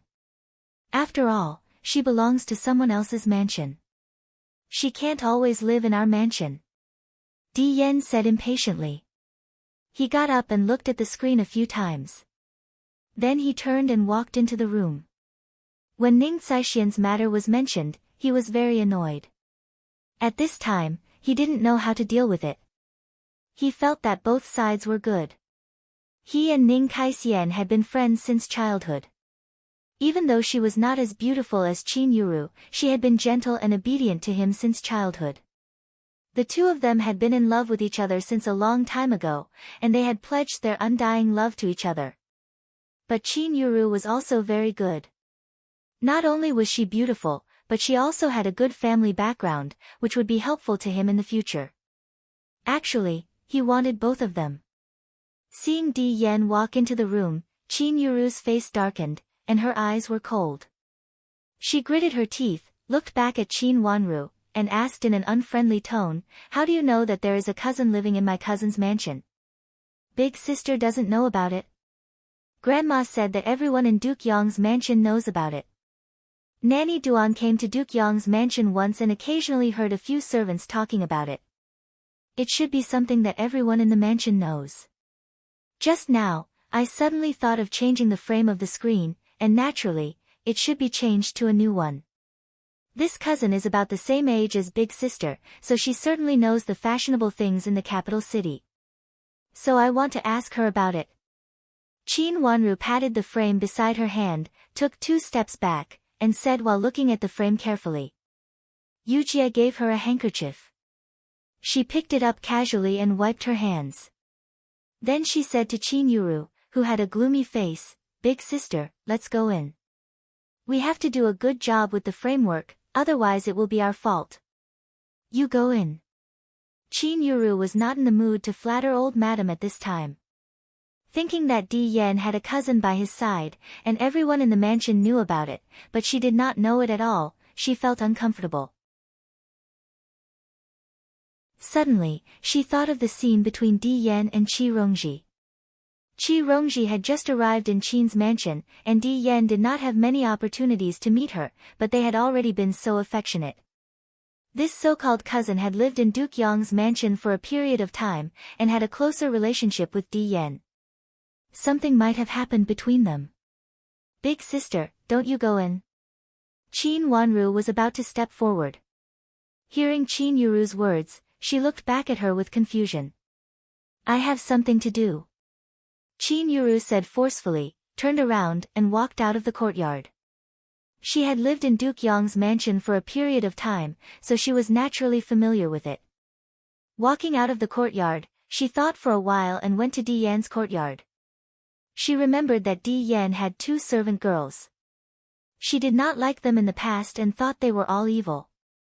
She had long planned to send them away when she married into Duke Yong's mansion. But this time, she gave them a chance to atone for their sins.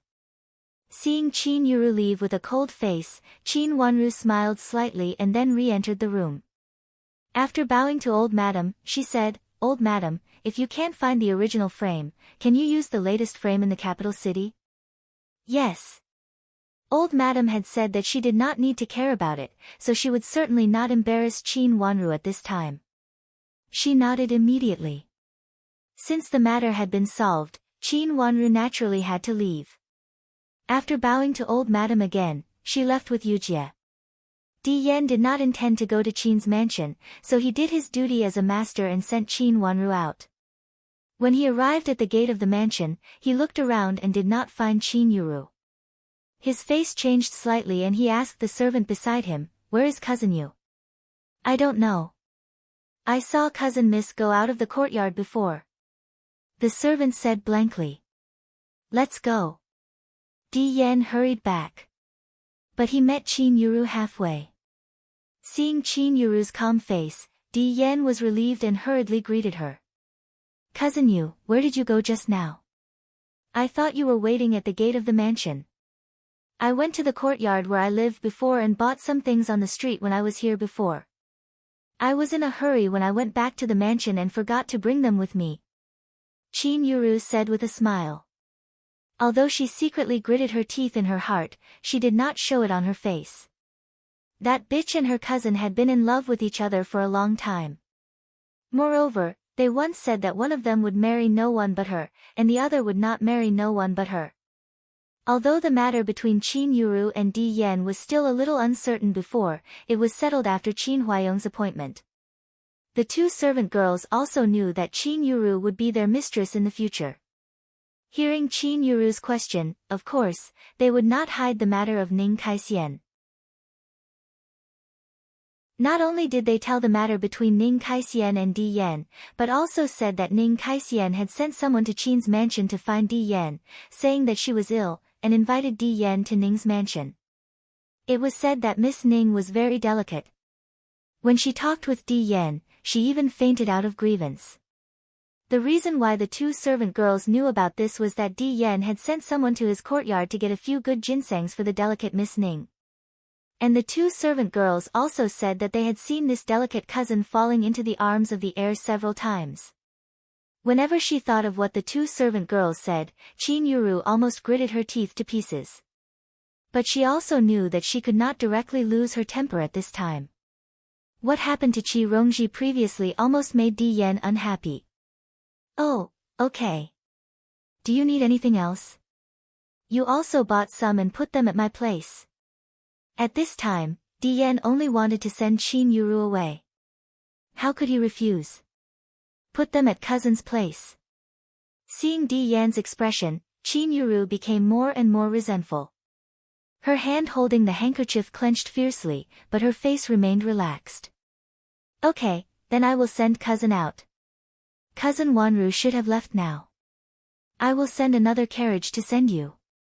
Di Yan said warmly. Thank you, cousin. Qin Yuru said softly. Don't mention it. Cousin Yu's business is my business. The delicate Qin Yuru was the most attractive to Di Yan. Coupled with her delicate face, Di Yan said affectionately. He reached out and gently held Qin Yuru. For a moment, he felt a little reluctant to part with her. Cousin, let's go. Qin Yuru was shy under his gaze. She blushed and pushed him lightly. Good, good, good. Di Yan was so mesmerized that he couldn't stop mumbling. The two of them talked reluctantly for a while before Qin Yuru got on the carriage of Duke Yong's mansion. Then the carriage turned and left Duke Yong's mansion. But it did not go to Qin's mansion.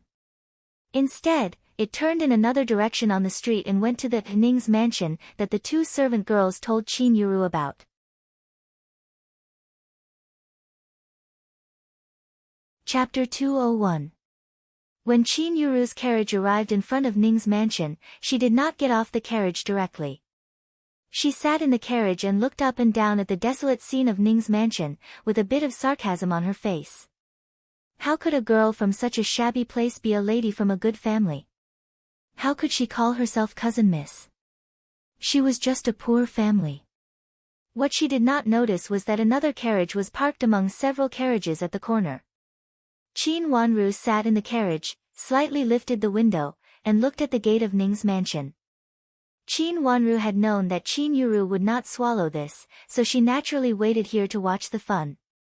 Since Ning Kaixian planned to plot against her, she should not blame her for being rude. Go, tell them to see the first miss of their mansion. Qin Yuru said to Mei Shui. Yes, miss. Mei Shui got off the carriage and went to the gate of the mansion with a straight face. She shouted to the family members who came out, "Is your first miss here?" "Our first miss is in the mansion." "Who are you?" The person at the gate did not know Mei Shui. He looked her up and down and asked in confusion. "I am the servant girl of Duke Yong's mansion. Our heir has something to ask your first miss to come out." "There is something for your first miss," Mei Shui said with a smile. "Since the heir wants to give it to our first miss, why doesn't he bring it in directly? Why does he ask our first miss to come out?" The servant at the gate was puzzled. In the past, whatever child D wanted to give, he would send it directly. Why did he hesitate to ask his first miss to come to the gate to pick it up? Slap. Mei Shui slapped the gatekeeper in the face. "Our heir means that as a servant, why do you ask so much? It must be something important and must be given to your first Mississippi. Go and report it." "Yes, yes, yes." The gatekeeper dared not say anything after being slapped. They were just a desolate Ning's mansion, so what could they say? Although Child D's attitude had been very good in the past, it was hard to guarantee that he was in a bad mood today. The gatekeeper did not dare to ask more and hurriedly ran back to report. Mei Shui returned to the carriage. After reporting to Qin Yuru, she stood beside the carriage.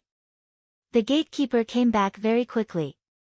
After coming out, he ran to the front of the carriage and said to Mei Shui with a flattering smile, "Our first miss will come out soon, but she is weak and will walk slowly. Please wait." So slow. Mei Shui frowned and scolded him for being unreasonable. Sure enough, after waiting for a long time, he saw Ning Kaisian coming slowly with a maid. Every step she took was extremely delicate, like a willow in the wind. Sitting in the carriage, Qin Yuru had a clear look at her. She was not as good-looking as Qin Yuru. She looked miserable, but her eyes looked affectionate and delicate, which made her angry. She was indeed a coquettish bitch. Qin Yuru's eyes were almost spewing fire.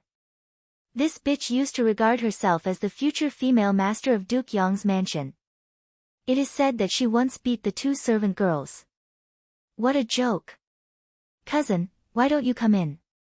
Ning Kaisian walked to the front of the carriage, raised her head, and said shyly. She couldn't think of any reason why Di Yan would ask her to take things by herself. Thinking that Di Yan must be playing with her, she walked over and looked at the carriage in a coquettish manner, waiting for Di Yan to suddenly jump off the carriage. Mei Shui lifted the curtain, and Qin Yuru jumped off. Ning Caishian's face changed dramatically, and she took 2 steps back. Looking at Qin Yuru, who looked gloomy, she knew that the situation was not good. But before she could retreat to a safe place, Qin Yuru had already rushed over and slapped her hard twice. She took a few steps back and fell heavily on the ground. The maid who followed her was so shocked that she almost fainted. She rushed over to help her and screamed, first miss, bitch, you look delicate and weak. Who would have thought that you're actually so despicable? You actually hooked up with the steward of our mansion. Moreover, you couldn't bear the loneliness and came to our mansion to look for someone. Fickle bitch. Qin Yuru walked over and kicked Ning Kaisian, who fell on the ground, so hard that Ning Kaisian almost fainted. When she heard Qin Yuru's name clearly, her face immediately turned red. Nonsense. Who are you? I don't know you.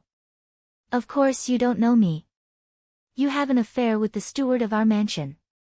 Have you ever thought that the steward of our mansion also has a wife? Moreover, she is the steward of our inner court. You bitch, how can you be so despicable? Qin Yuru raised her head and sneered coldly. How can you be so despicable? You, what nonsense are you talking about? Ning Kaisian also came to her senses at this moment. She screamed angrily and stood up with the help of her maid, her face livid. Am I talking nonsense?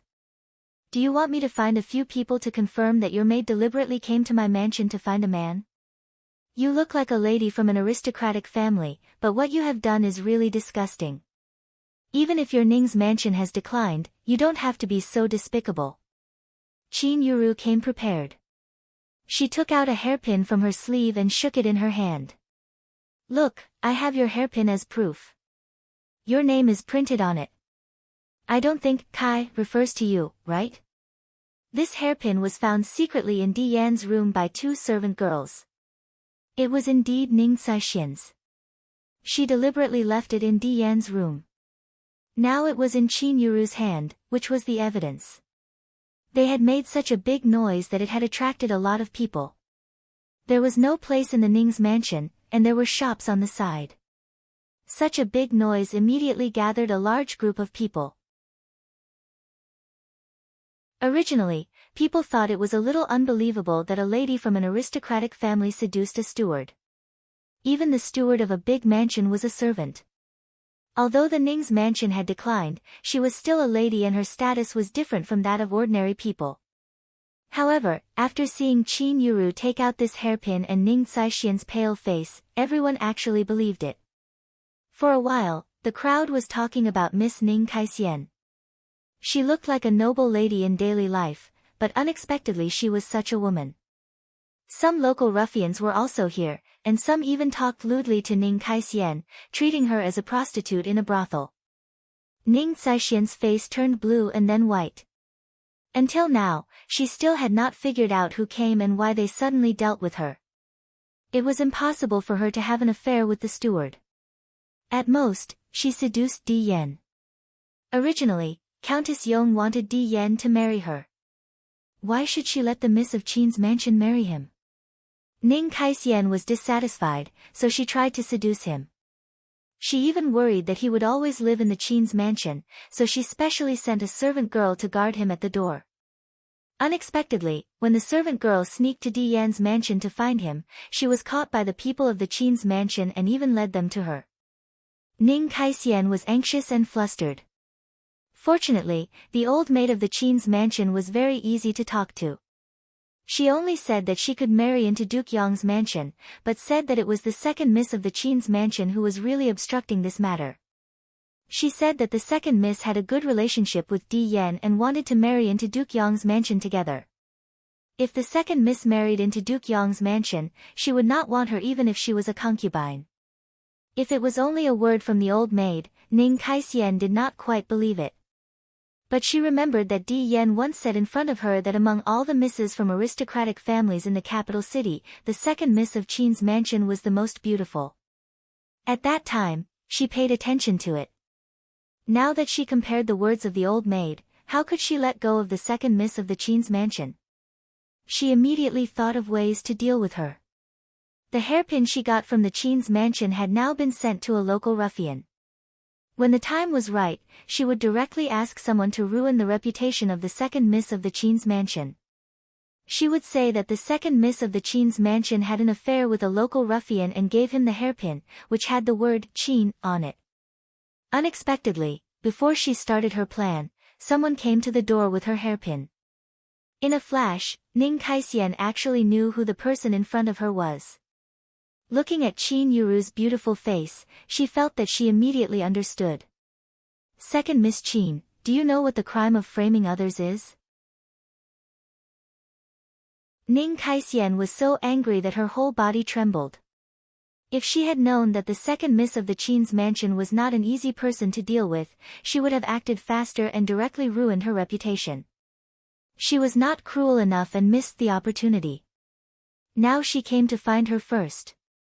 Ning Kaixian was angry and resentful, feeling that she was not vicious enough. Second Miss Qin. You are really a blind bitch. How did my second sister offend you? Why do you slander her like this? Qin Yuru sneered. Ning Caishian's pupils contracted, and she immediately knew that she had guessed wrong. The person in front of her was actually the first miss of the Qin's mansion, who was supposed to be engaged to Di Yan. For a moment, she was confused, stepped back, and almost fell into the arms of her servant girl. Her face was as white as snow. First Miss Qin, why do you frame me like this? Did I frame you? You behaved inappropriately and gave a hairpin to the supervisor of our mansion casually. You even came to the door to get a man. Why don't you dare to admit it? Do you want someone in our mansion to prove that your servant girl has been here?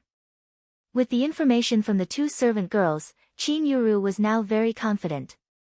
She sneered and put a basin of dirty water on Ning Kaixian.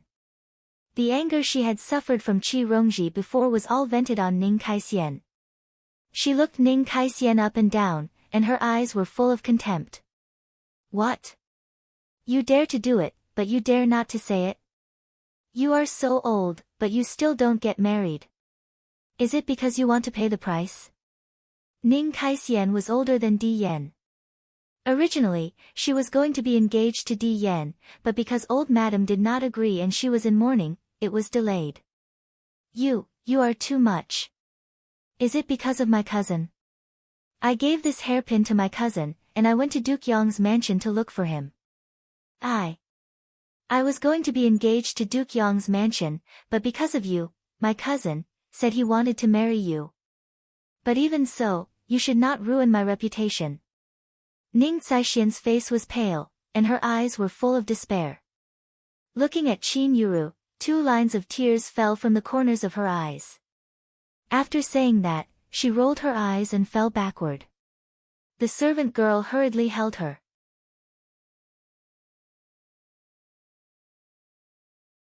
Chapter 202. The crowd parted, and Di Yan rushed in. Seeing Ning Kaixian exhaling more than inhaling, he rushed to her, hugged her, and said anxiously, Cousin Xian, are you all right? Ning Kaixian panted heavily, as if she couldn't catch her breath. Seeing that the situation was not good, the people around also hurried to make way for her to have more space to breathe. Cousin.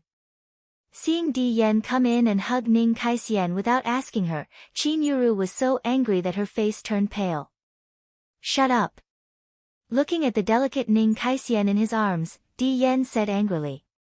Cousin, you actually scolded me for this bitch? Seeing the sarcasm on the faces of the people around, Qin Yuru was so angry that her face turned pale. Her lips trembled a few times, and her eyes turned red. Have you made enough trouble? If you have, go back. If anything happens to Cousin Xian, I won't spare you. Because he was worried about Ning Kaixian, Di Yan said harshly. He was really worried about Ning Kaixian, who was in poor health.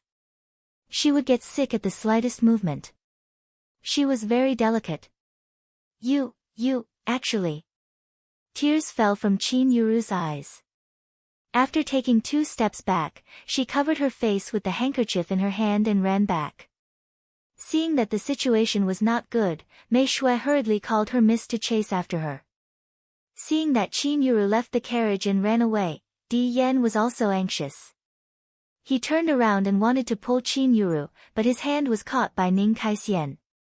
She looked at Di Yan with a pale face and said, Cousin, you go after first Miss Qin. She is just jealous of us. Although she said that she wanted Di Yan to go, she held him tightly, as if she would get into trouble if Di Yan left. I'll go and have a look. Seeing that Qin Yuru had already disappeared, Di Yan panicked. He was worried about Ning Kaixian and Qin Yuru. If something really happened to Qin Yuru, he would not be able to explain it to his grandmother. But he didn't dare to leave.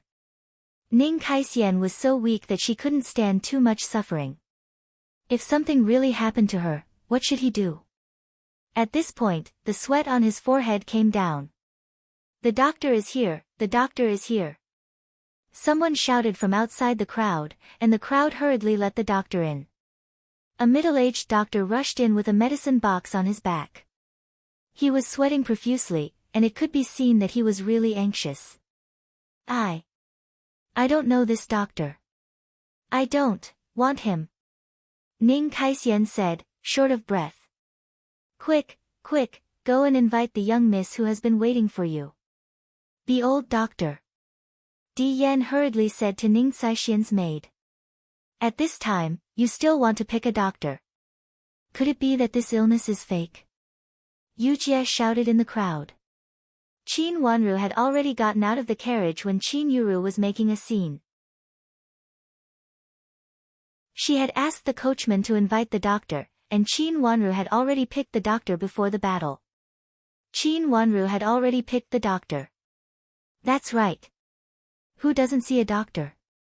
At this time, he still has the energy to pick a doctor. Is he really a fake? Is this some kind of trick? I still don't understand what is going on. But this first miss does have a private relationship with a man. I just don't know whether it is with the heir of the duke in front of us or with another man. The crowd began to talk about it. It was so chaotic that everyone couldn't figure out who was telling the truth and who was not. But there was one thing that people who watched the whole scene could be sure of. The first Miss Ning, who looked delicate, seemed to have a bad character and seemed to have a relationship with a man. The misses of the Ning's mansion are not good. Last time I saw the second miss of their mansion, she was like a prostitute, pulling a man at the door. This was the person who saw the second Miss Ning and the nephew of Duke Xing pulling. Although it didn't happen often, it would happen once or twice occasionally. Speaking of which, last time I saw the first Miss Ning was sent back by this child, who was extremely delicate. It seemed that he carried her into the mansion. Someone in the surrounding shop said, who had seen what had happened between Ning Kaixian and Di Yan. Hearing the words in her ears, Ning Kaixian was anxious and flustered. Her face turned blue and white for a while, and she felt that it was increasingly difficult for her to breathe. She grasped Di Yan's hand tightly and refused to let go. But she still stretched out her other hand to let the middle-aged doctor feel her pulse, not daring to make any more comments. After feeling her pulse, the middle-aged doctor looked at Ning Kaixian's face and frowned in confusion. "Miss, please stretch out your other hand." Di Yan took her other hand and came over. The doctor reached out to feel her pulse. After feeling it, he looked at her pale face, which was almost bloodless. "Doctor, how is it? What kind of first aid should we do?" Seeing the doctor put down his hand, Di Yan asked anxiously. "What kind of first aid should we do? Isn't she fine?" The doctor wiped his hand with a handkerchief and said without raising his head. "What?" Di Yan felt that he did not understand and asked in astonishment, "Doctor, how do you say first aid?" "I said there is no need for first aid. She is just a little weak in qi and blood, and there is nothing wrong with her." The doctor stood up, picked up the medicine box, and seemed to be about to leave. He shook his head and said, "This is all because of the medicine. Why did she make such a fuss? She was in a bad mood and almost fainted." "What is this? What did you say?" Di Yan could hardly believe his ears. "I said, this lady of yours is just weak in qi because of the noise. Besides, she is a little anemic and has no other diseases, so she doesn't need first aid. I thought something serious had happened. It's really enough to waste so much time," the middle-aged doctor said angrily. He had been treating a patient before, but he was hurriedly pulled over by a servant girl, who said that someone might die. Nothing happened," Di Yan said in astonishment, a little dumbfounded. In his opinion, Ning Kaixian's body was really weak. Usually, she would cause a lot of trouble at the slightest sign of trouble. Today, she made such a big fuss, so how could she be fine? I have been weak since childhood." "Doctor, are you mistaken?" Ning Kaixian also said anxiously. She stood up with Di Yan's hand and said angrily to the doctor's back, "I'm not mistaken. If you don't believe me, you can ask an imperial physician to see her. My grandfather is from the Imperial Institute of Medicine." Hearing that Qin Yuru doubted his medical skills, the doctor turned his head unhappily and looked Ning Kaixian up and down. "Miss, I don't care what you are doing, but don't use this kind of thing to fool others. It is a matter of life and death, and you can't afford to make trouble." After saying that, he turned around and left. He actually ignored Ning Kaixian. "Cousin Di, where is my big sister?" Qin Wanru appeared in the gap where the doctor left. She still looked dusty, but the fancy hairpin on her head had been removed, leaving only a simple butterfly knot. Although it was inconspicuous, it was not an eyesore. Under her thick bangs, one could see the anger on her face. Di Yan was really dumbfounded at this time. Things happened one after another, and they were all accidents. Where did Qin Wanru come from at this time? Didn't she go back to the mansion early? "Cousin Di, you and my big sister are going to be engaged soon." "Who is she? Why are you so intimate with her? Is it possible that you want to marry her instead of my big sister?" Qin Wanru's eyes fell on Ning Kaixian coldly. She looked her up and down and said sarcastically, "She is so sick and weak. She deliberately pretended to hold you back, right?" If these words were said before, Di Yan would not believe it. But before, the doctor said that Ning Kaixian was not seriously ill, and this doctor seemed to have good medical skills. Di Yan was at a loss at this time. Hearing Qin Wanru's words and thinking of Qin Yuru's look of leaving without caring about him, he also panicked. He pulled away Ning Caishian's hand that was holding him tightly, pushed Ning Caishian into the arms of her servant girl, and said to Qin Wanru anxiously, "I'm going to find cousin Yu." "Cousin, cousin." Ning Caishian called subconsciously. "First Miss Ning, right? Why are you holding cousin D? Is he your fiancé or my big sister's? Could it be possible that you and cousin D are secretly accepting my big sister?" Qin Wanru stood in front of Ning Caishian gracefully, and her voice was a little cold. "Although I am young, I have also heard of such means of pretending to be sick. Isn't it what concubines do? Could it be possible that first Miss Ning is destroying the marriage between cousin D and my big sister?" I. Ning Caishian really did not know why things developed like this, and who was this inconspicuous girl in front of her. Her mind was in a mess, and her whole body was trembling. "First Miss Ning, I'm leaving. Don't make trouble. I have to find my big sister. If something happens to my big sister, our Qin's mansion will definitely ask you for justice." Qin Wanru looked her up and down, and then turned to leave with Yujie. Although she came and went in a hurry, she made a comprehensive conclusion of the matter. She is really a bitch.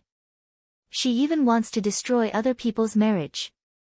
She is still pretending to be sick. It seems that she is going to die. As expected, it is what concubines do. The two misses of Ning's mansion are not good people.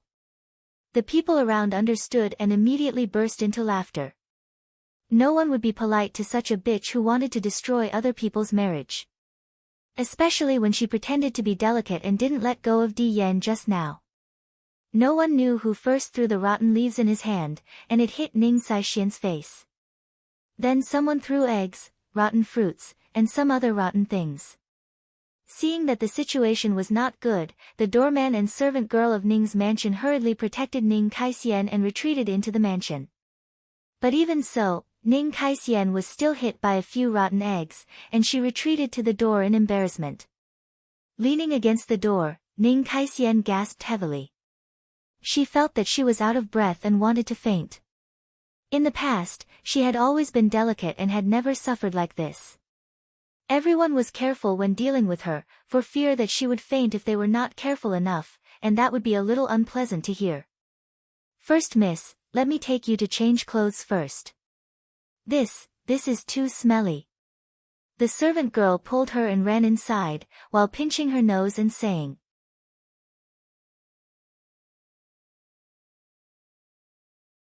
Chapter 203. What are you doing? Ning Caishian covered her chest and gasped, glaring at Ning Xueqing who was standing in front of her. "What am I doing? I want to ask you, what are you doing? Ning Caishian, you are so good today. You are so famous, but you have ruined my reputation. What can you do to compensate me?" Ning Xueqing looked down at Ning Caishian with disdain. You only do some coquettish things. What reputation do you have?" Ning Caishian glared back at her unwillingly. "It doesn't matter what I do. At least I won't let people block the door and curse me for robbing someone's marriage." "You are so despicable." Ning Xueqing sneered. "It doesn't matter to me whether or not your reputation is bad, but you are a daughter of the Ning family. Not just me, I'm afraid that the entire bloodline of my family will be affected by you. Just wait to be drowned in a pig cage." After saying that, Ning Xueqing glanced at Ning Caishian contemptuously and turned away. Ning Caishian was so angry that she trembled all over. She heard a light voice in her ear. "Why don't you look at yourself in the mirror? You want to be the wife of the heir so much that you are crazy. Help me up."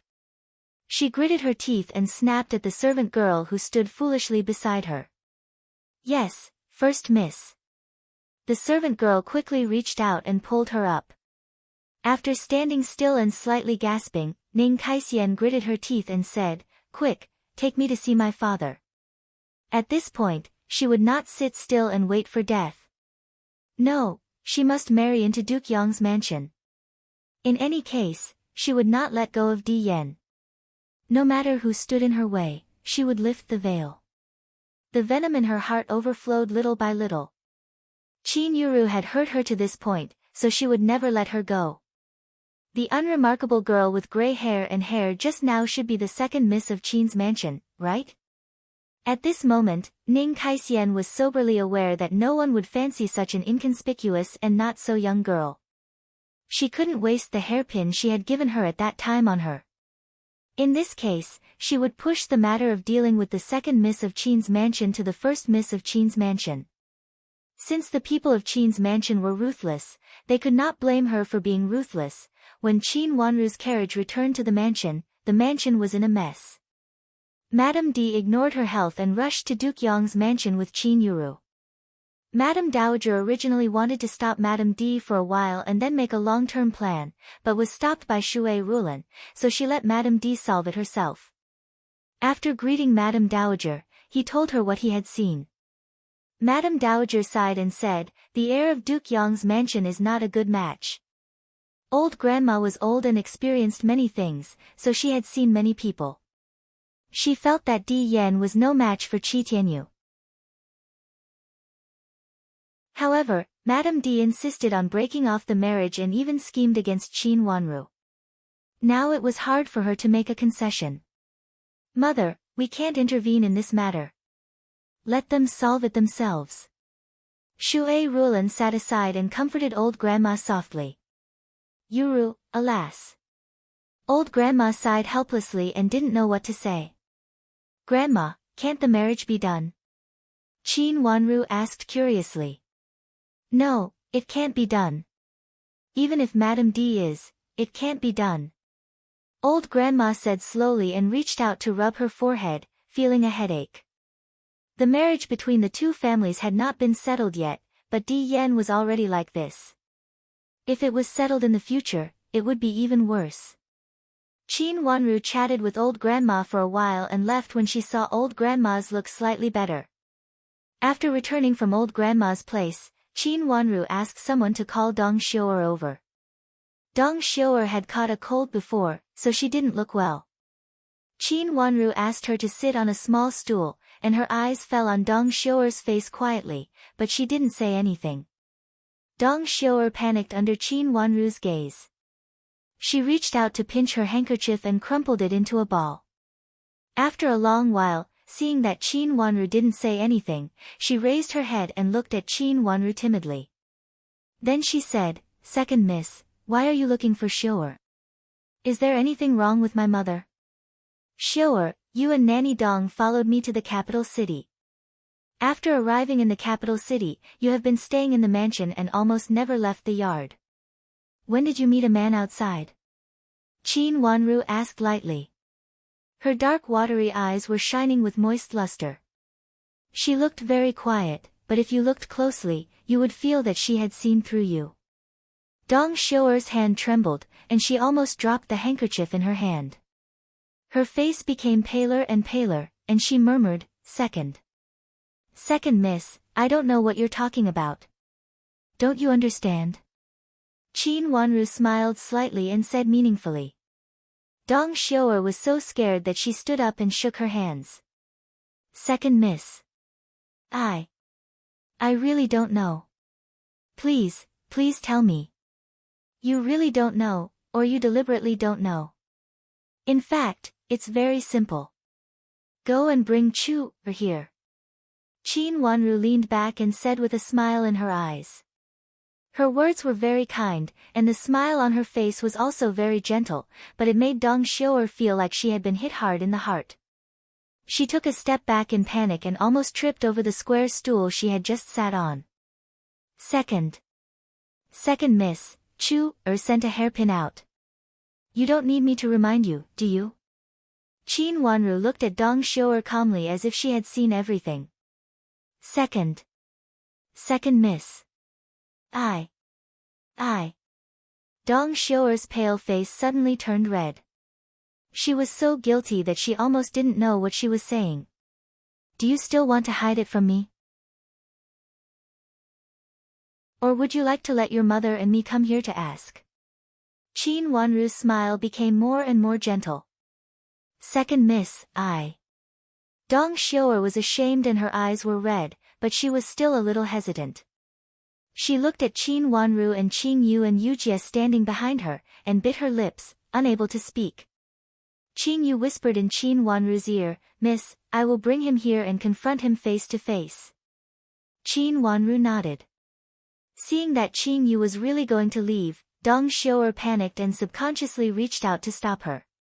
She turned to look at Qin Wanru and pleaded, Don't, I will tell you everything."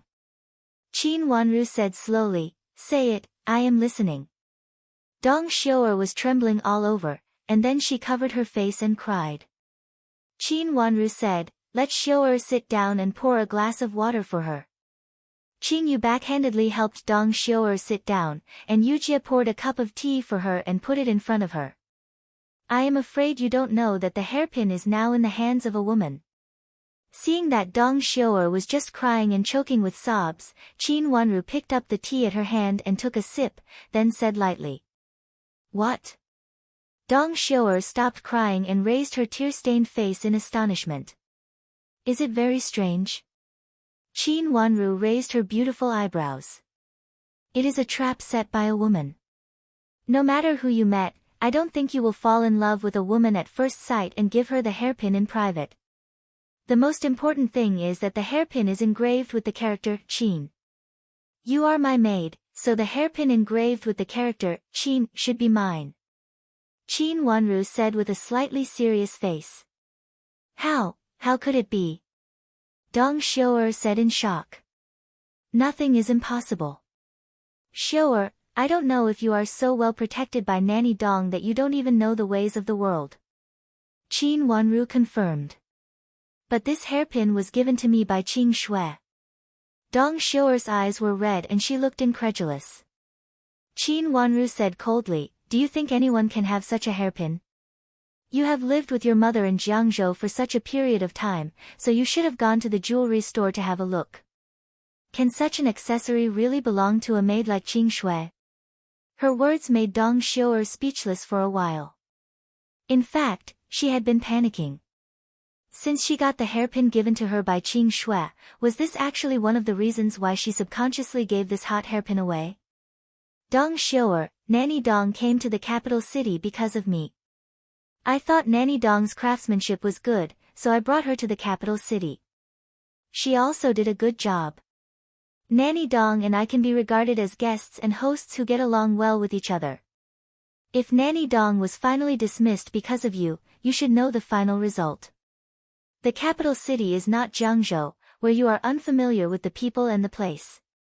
Anything can happen." Qin Wanru's face turned cold, and her watery eyes fell on Dong Xiu'er like ice. "Did you really give that hairpin away without thinking about anything?" In the past, she looked gentle, just a little miss who had not grown up, and she had always been kind to Dong Xiu'er. Now her face turned cold, and her icy momentum made Dong Xiu'er not dare to despise her anymore. Every time she sobered up, she realized that the person in front of her was not the same as her, but the second miss of Ningyuan Army General's mansion, the person who could decide the fate of her mother and herself. The secret in her heart loosened in fear. She did not dare to look at Qin Wanru, lowered her head, twisted the handkerchief in her hand, bit her lip, and said sadly, "Second miss, was my hairpin really taken away by a woman?" "It was a woman, and she was the one who had a dispute with first miss today. If it were not for Nanny Dong, Xiu'er, I actually would not care about your business," Qin Wanru said with a little coldness. If she had not found out early and brought up the matter between Ning Kaixian and Di Yan, she would have been inexplicably harmed. At that time, even if she had a whole body full of mouths, she would not be able to explain herself. Dong Xiu'er had not been out of the mansion, and she was the one who went out. Dong Xiu'er did not have that kind of hairpin, so she could only have the hairpin. Sensen had targeted her in all kinds of ways. She, who could not explain herself, might go back to the old way in her last life. Madame D viciously used Ning Kaixian to ruin her, but now it was Qin Yuru or herself who would be ruined.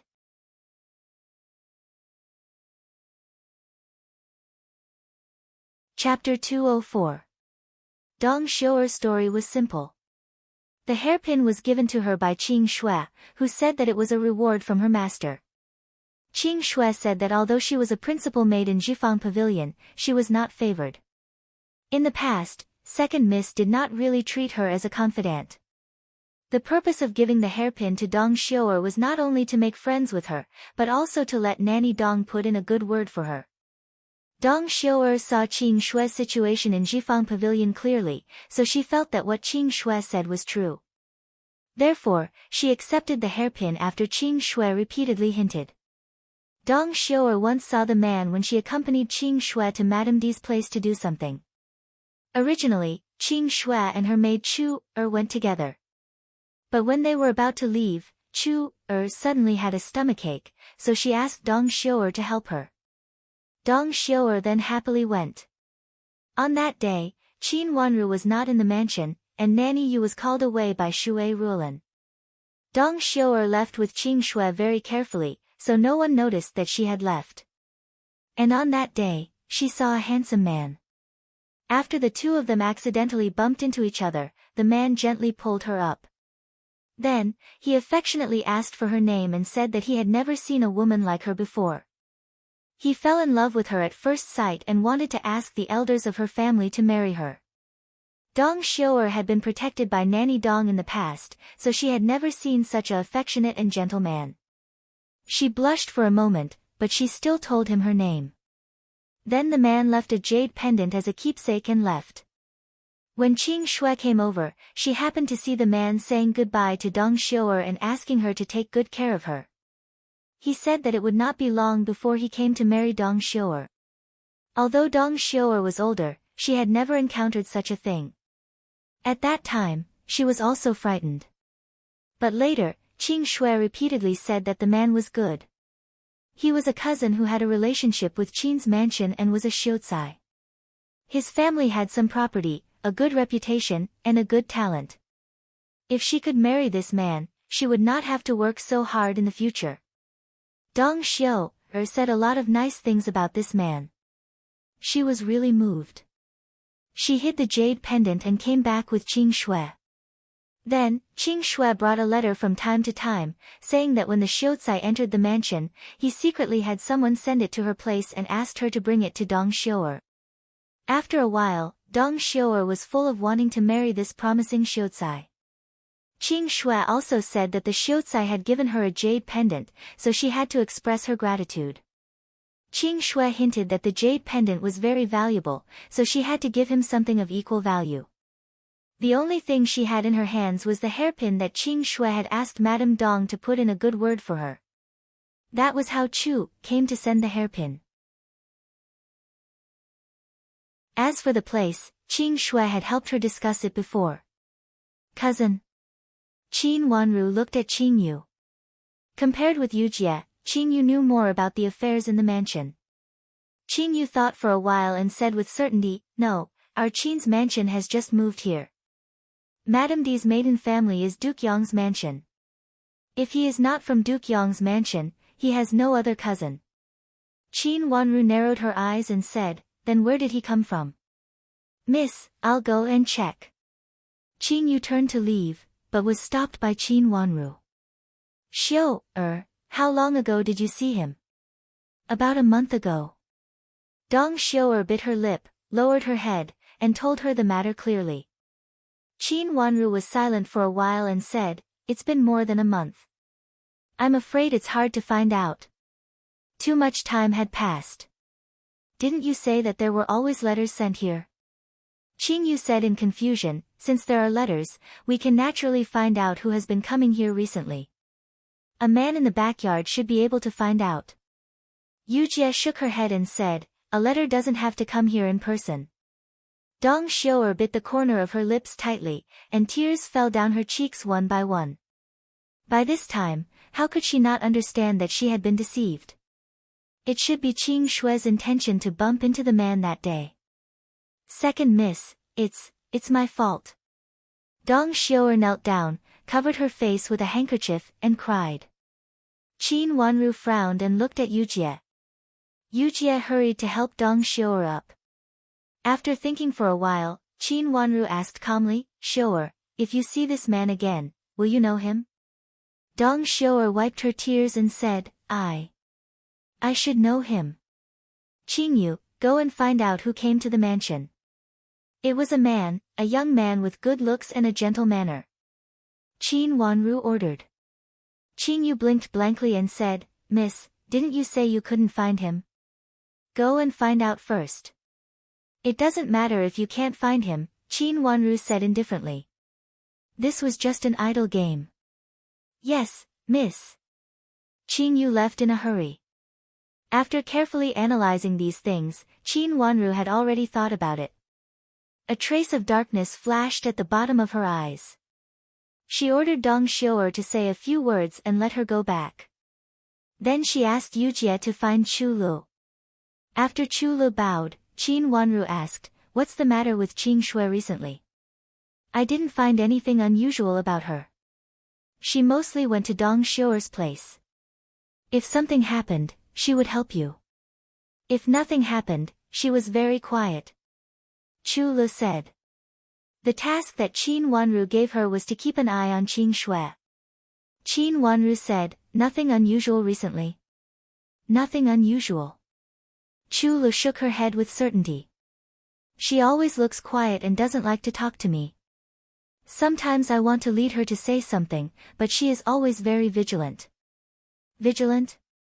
Qin Wanru's long eyelashes fluttered twice, and a faint smile appeared in her watery eyes. There was nothing unusual because there was nothing unusual. But what if there was something unusual? Coincidentally, today's matter was so unusual that even Madame D couldn't sit still. Regardless of her own health, she went to Duke Yong's mansion to denounce them. Qing Shui sat in front of the window and looked out of it anxiously. Although she looked calm and was embroidering with a set of needles and thread in her hand, in fact, her attention was always outside the window. She heard someone say that Madame D took Qin Yuru to Duke Yong's mansion to denounce them. She also heard that the heir of Duke Yong seemed to have an ambiguous relationship with his cousin. These words made her restless. At this time, when she saw Dong Xiu'er coming out of Qin Wanru's room with red eyes, she couldn't sit still. But she didn't rush to go to her. After a while, when she saw Chu Lu also enter Qin Wanru's room, she put down the needle and thread in her hand, went out of the door, and went to Dong Xiu'er's room. When she entered the room and pushed the door open, she saw that Dong Xiu'er's eyes were still red. At first glance, she knew that she had just cried. She hurried forward with a face full of concern. What's wrong with you? Did Second Miss scold you? Second Miss scolded me. Dong Xiu'er lowered her head and wiped her tears with a handkerchief. Why did Second Miss scold you? You've always been the most obedient in the yard. You don't go out on weekdays and only do some embroidery and toggle and loop buttons. What else do you want? Qing Shui sat down beside her, held her hand, and lowered her voice to say angrily. Then she became a little disheartened. Second Miss likes smart girls, and people like us who can't talk are not favored. These words seemed to have touched Dong Xiu'er's heart.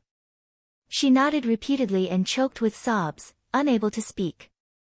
Well, don't be sad. Tell me why Second Miss scolded you, Qing Shui said softly and reached out to comfort Dong Xiu'er on the shoulder. She asked me how many embroidery and toggle and loop buttons I made. After I told her the number, Second Miss was not satisfied. Not only Second Miss scolded me, but also Qing Yu and Yujie scolded me. They said that I'm not as good as my mother and that I'm a burden to my mother. Dong Xiu'er lowered her head and wiped her tears again. What are they talking about? You make embroidery and toggle and loop buttons whenever you're free. They're so exquisite. When you put them in the shop, everyone will praise you. How could they say that? Qing Shui was so angry that her face turned pale. She suddenly stood up and walked around the room twice. I also said that it takes a lot of effort. They've gone too far.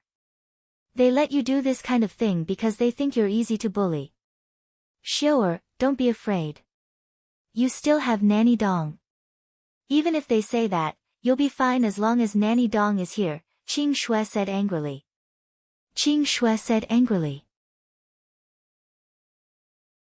Her delicate little face seemed to be filled with anger for Dong Xiu'er. Dong Xiu'er bit her lip and blushed. Her voice was almost like a mosquito's whisper. Qing Shui, when do you think he will marry me? I really want to leave here. Who? Oh, don't worry. Soon, it should be soon. Qing Shui didn't realize it at first, but she immediately understood and said hurriedly. Then she sat down beside Dong Xiu'er. But I can't stay here for a while. It's too depressing here. Dong Xiu'er lowered her head with a red face and said in frustration. Don't say such discouraging words. Even if second miss doesn't like you, you have Nanny Dong. For Nanny Dong's sake, she can't say anything, right? Qing Shui said softly. But I feel uneasy. I want to see him. Dong Xiu'er cried again. Her tears fell one by one, and her face was immediately covered with tears. She turned around and held Qing Shui's hand. Sister Qing Shui, can you help me? I just want to see him. I'll be uneasy if I don't see him. This is not a good time, is it? Qing Shui said hesitantly. Even if I can't see him, it's okay to see a letter. Sister Qing Shui, please help me. Otherwise, I really can't wait any longer. I'd better tell second miss and ask her to let me go. Just tell her that someone wants to marry me. Dong Xiu'er wiped her tears and said desperately. Qing Shui said anxiously, you can't do that. If second miss knows, you'll be finished. I don't care. Otherwise, I can't wait any longer. Dong Xiu'er turned away with a willful look. Then I'll go and have a look. Qing Shui had a headache. She knew that man, but she had never seen him except for the first time when he came to her in person. After that, it was Madame D who brought her letters. Moreover, Madame D was not in the mansion at the moment.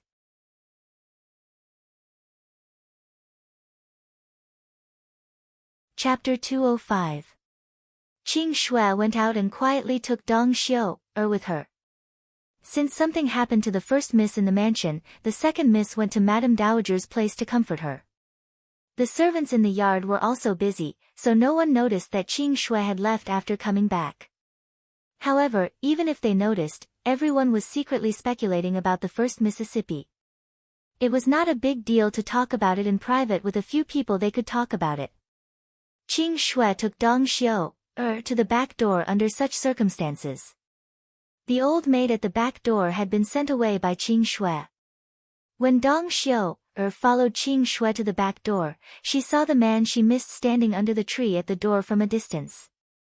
She was so sad that her eyes turned red before she reached him. Xiu'er, you should be happy. You see, as soon as I went out to tell him, he came right away. I was afraid you would be worried. Qing Shui quickly comforted her. Then, she took her to the man dressed like a scholar and was about to leave.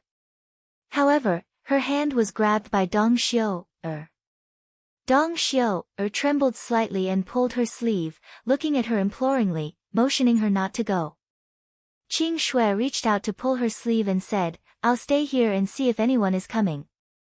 Dong Xiu'er held her sleeves tightly, and she seemed to be unwilling to let go no matter what. Qing Shui helplessly turned to the handsome scholar with a bitter smile. The scholar took a step forward and said softly to Dong Xiu'er, Miss Dong, you, let him go first. I have something to tell you. Dong Xiu'er looked at the scholar in front of her, lowered her head slightly, and looked at her toes. I want to be with her. You say it.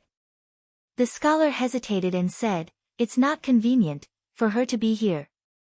No, it's not convenient. She knows everything about me. Dong Xiu'er still looked at her toes, but her hand was holding Qing Shui tightly. No matter how hard Qing Shui pulled her hand, she would not let go. But, Dong Xiu'er whispered, did you get the hairpin I gave you last time? Yes, Thank you, Miss Dong.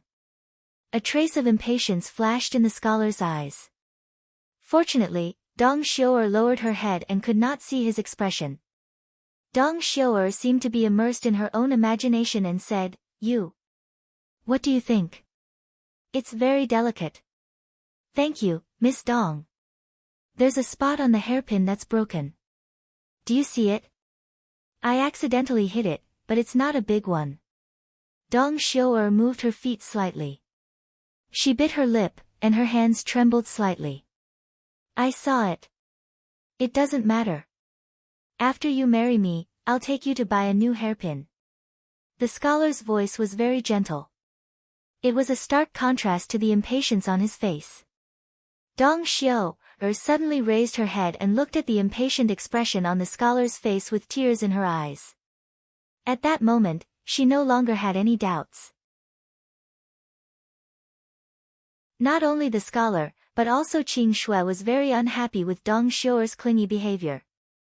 At this moment, they were also squinting at her. No one expected that Dong Xiu'er would raise her head at that moment. For a moment, both of them were stunned. You. Dong Xiu'er's hand slipped from Qing Shui's. She pointed at the two hands in front of her, covered her face with a handkerchief, and ran away in tears. Hey. Qing Shui was anxious and was about to chase after her, but her sleeve was pulled by the scholar. "What's going on?" The scholar's face darkened, and he asked unhappily, "Did you ask me to come here in a hurry just to see this silly woman make a scene?"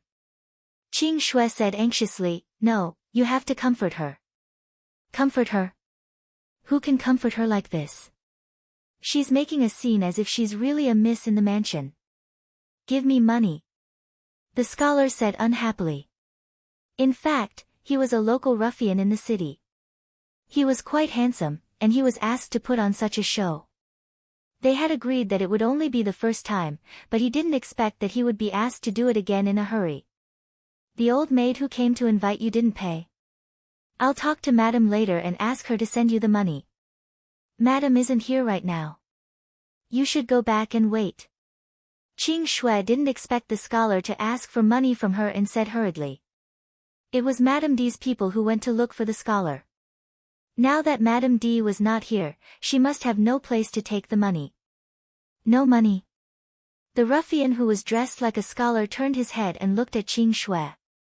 Then, he pointed at the pair of earrings hanging on Qing Shui's ears rudely and said, "Who knows if you will go back on your word? Give this to me first and I'll give you the money later." "You."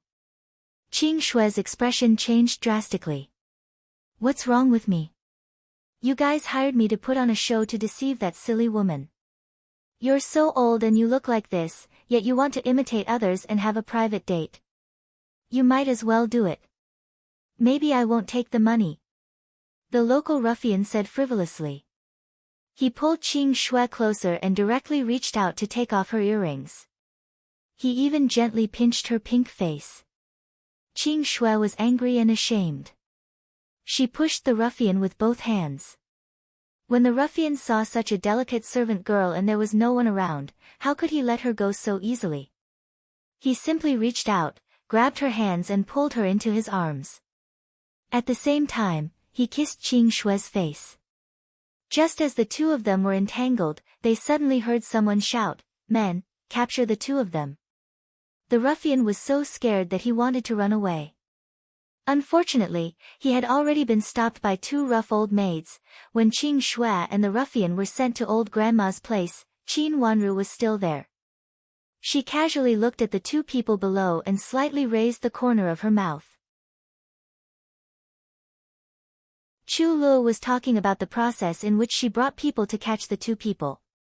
She said that she accidentally passed by the backyard and saw the two people pulling and hugging each other. She hurriedly went back to find the old maid supervisor of the mansion and caught the two people. Qin Wanru's eyes fell on Qing Shui and said calmly, "Grandma, send them directly to the government. It's better to let the government judge this kind of thing. It's just a matter of a servant girl. Second miss, I've been wronged. This person has nothing to do with me. When I walked to the backyard, this person jumped out from behind the tree and grabbed me. I. Qing Shui was anxious when she heard that Qin Wanru was going to send her to the government office without saying anything. She pointed at the ruffian and said, second miss, I've been wronged. So it's about this person. He dared to hit on the servant girl of Ningyuan Army General's mansion and conspired against Ningyuan Army General's mansion. Even if he doesn't die, he will be disabled. Qin Wanru casually put down the cup and said slowly in a low voice. Second miss, it was the servant girl of your mansion who invited me here. She specially asked an old maid to come here. It was she who wanted to meet me privately. It was not me who wanted to hit on the servant girl of your mansion. The ruffian also panicked and said hurriedly. It was not a big deal for a ruffian to have an affair between two people. But if they conspired against Ningyuan Army General's mansion, it would not be a small matter. Nonsense, it's you. It's you who is talking nonsense. It was obviously your mansion who invited me. How dare you deny it now? In order to shirk the responsibility, the two of them began to shift the blame to each other. Grandma, let the two old maids take them to one side and interrogate them, lest they talk nonsense. Qin Wanru suggested to Madame Dowager. Madame Dowager nodded and narrowed her eyes to signal Nanny Duan. Nanny Duan understood and asked someone to take the two people to two empty rooms on the left and right side. Qin Wanru stood up and said, Nanny Duan, you go to interrogate the man.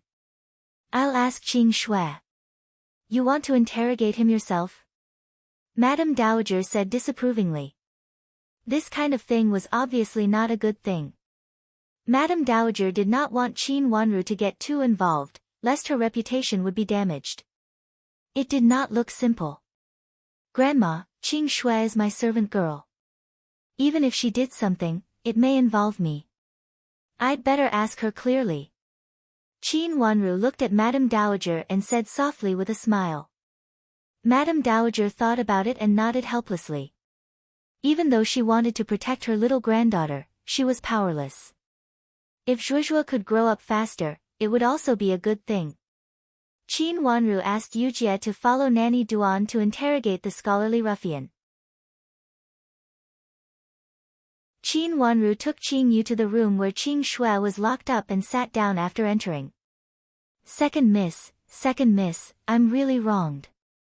As soon as Qing Shui saw Qin Wanru come in, she burst into tears and was about to rush over to hug Qin Wanru's leg, but was stopped by Yujie. Qing Shui, what else do you have to say? Yujie said sternly. Second miss, I'm really wronged. I didn't do anything. I just helped Xiu to make an appointment. Second miss, you have to believe me. If you don't believe me, you can ask Dong Xiu She knows everything. It's really not that I have an affair with this man. It's Xiu Qing Shui burst into tears. What she said was also half true, but it sounded like it was true. If this was not a trap set up by Qin Wanru, she might also believe her. Qin Wanru gently tapped her fingers on the table. Her smile was very gentle, and there seemed to be a smile in her eyes. Qing Shui, you've been with me for a while. Do you think I'm a person who is easy to deceive? Or do you think I'm young and insensible like others and can be easily bullied? Her eyes fell on Qing Shui's face, and she smiled gently. Today, she was dressed as usual. Her heavy bangs had already been pinned up. Her little face was angry and happy at the same time, showing a kind of indifference and leisure that was different from her age, as if the person in front of her was not her principal servant girl. As if what was happening in front of her was not a scandal that happened around her. As if she had been used to this kind of thing, Qing Shui began to tremble. It was not the kind of scream that deliberately dragged out her voice just now, but she was really trembling. Her teeth were chattering, and a chill rose in her heart, causing her to directly collapse to the ground. Was Qin Wanru a master who was bullied? Of course not. Since she followed Qin Wanru, she had been careful, because she felt that this master was so clever that she dared not to take any action. She could only lurk in the dark and wait for the right opportunity. When the matter of Dong Xiu was carried out quietly, she was still secretly complacent. After all, she was just a young lady who had not grown up. Even if she was clever, it was useless. Now, when she saw this pair of eyes that seemed to see through everything, she realized how wrong she was.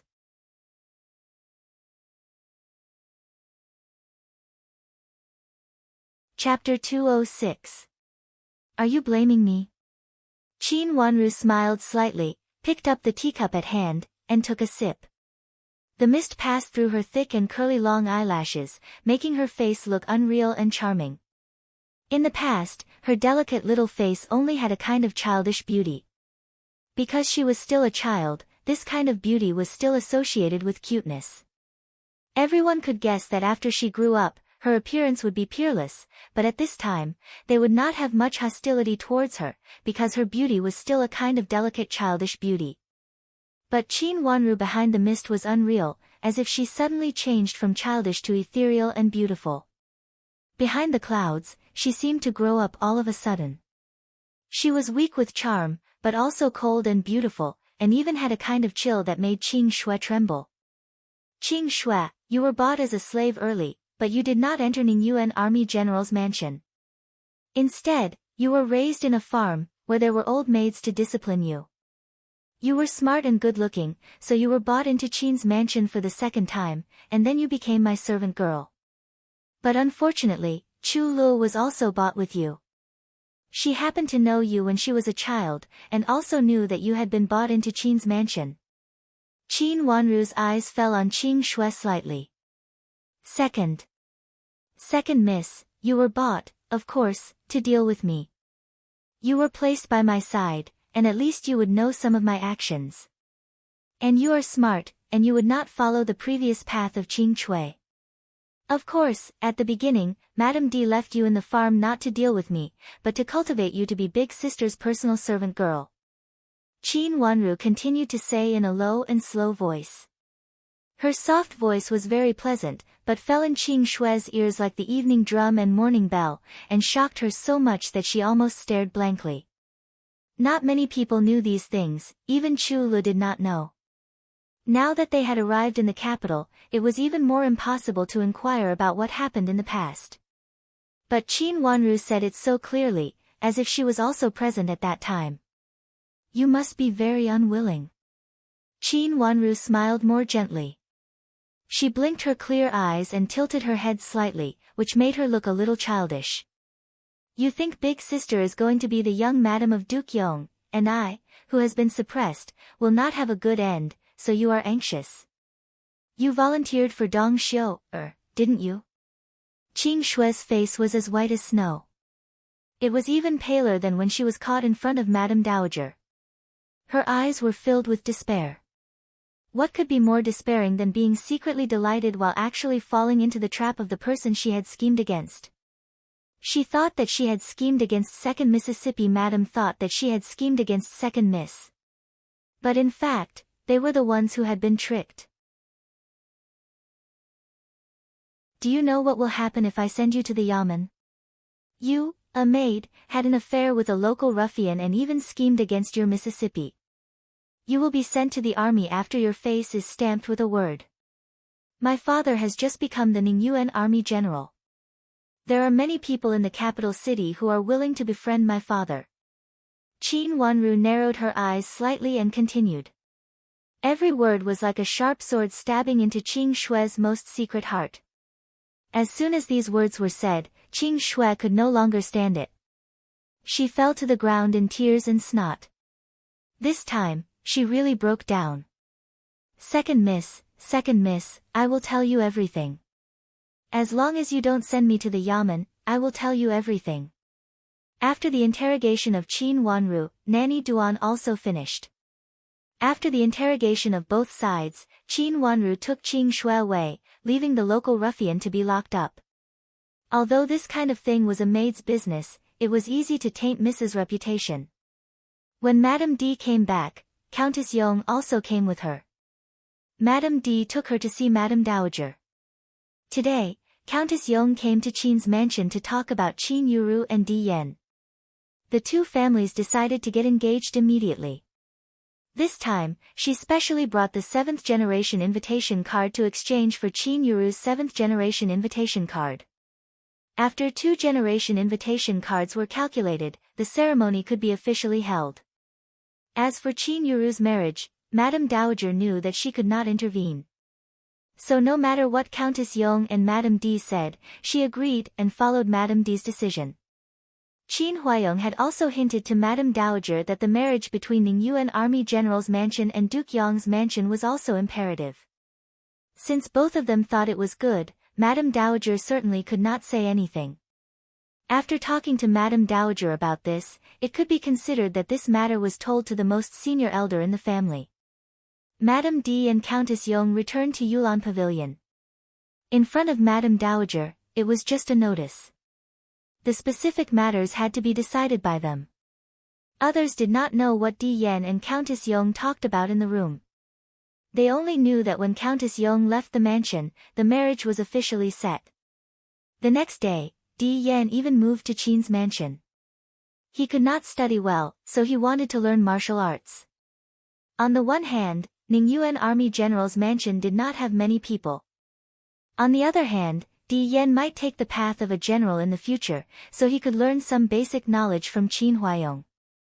Of course, this was just what they said on the surface. In fact, Duke Yong's mansion temporarily sent Di Yan to Qin's mansion and let Madame D take care of him, so that he would not get involved with Ning Kaixian again. Of course, this was the idea of old Madame of Duke Yong's mansion. Old Madame disliked Ning Kaixian very much. When she was in the mansion, she did not treat her well. She always liked her granddaughter Qin Yuru. Originally, Countess Yong did not agree with this. But after the previous incident, Ning Caixian's reputation was greatly damaged. It was said that now all the people in the capital city were talking about Ning's mansion. Not only Ning Kaixian, but also her younger sister Ning Xueqing. It was said that she also hooked up with a young master of Duke Xing's mansion. At first glance, it was obvious that they were not on the right path. There were some things that people did not know, but the more they talked about it, the more they felt the sisters were despicable. Even if the young lady of an aristocratic family was ruined, she still had her own strength of character. How could she be so undisciplined as to do such a thing? She actually pulled on a man who was already engaged, and even threw herself into his arms. From what they said, the relationship between the two of them was very unclear. This kind of thing, anyone who heard it would feel disgusted. Only some libertines thought it was very attractive and envied Di Yan. They only thought that it would be good if there were 7 or 8 such delicate cousins. Some mansions that had been in contact with Ning's mansion before disdained them one after another. Now they all told their daughters not to have any contact with the Ning sisters, for fear of being infected with such a bad reputation. For a while, the reputation of the Ning sisters in the capital city could not be worse. In this way, it was impossible for them to marry again. Even an ordinary respectable family would not be able to marry them legally. The next few days were peaceful. The Ning sisters seemed to be beaten to the point that they could not fight back and could only live with their tails between their legs. There were many people in front of the gate of Ning's mansion every day.